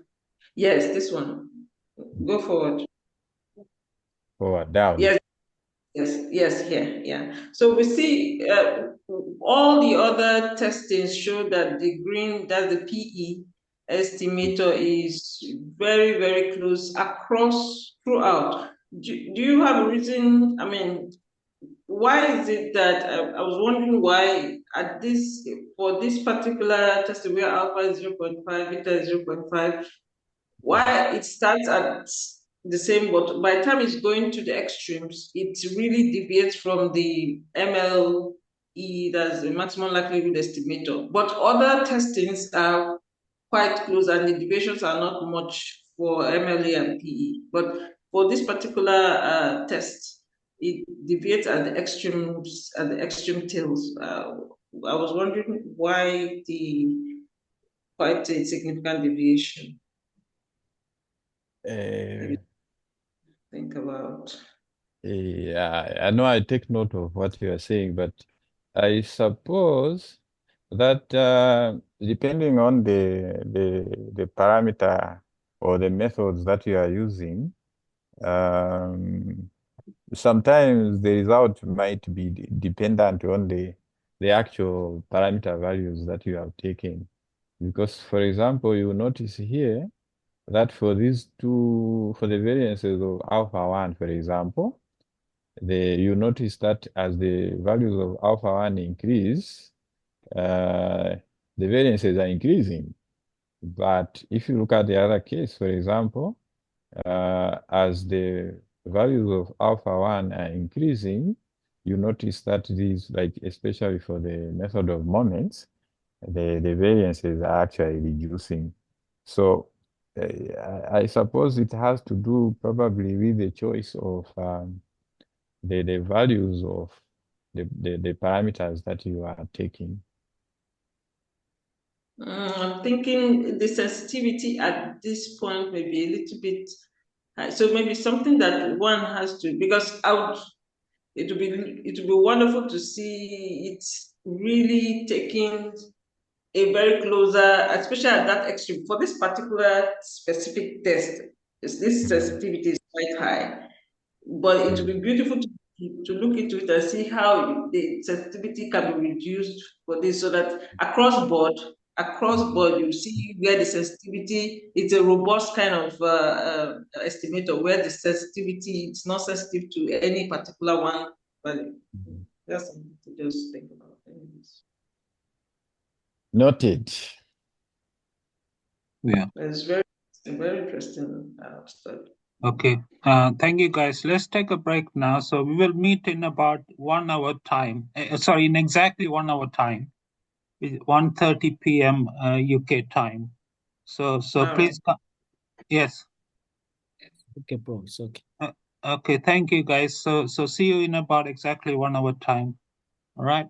Have a nice break. Thank you. Thank you.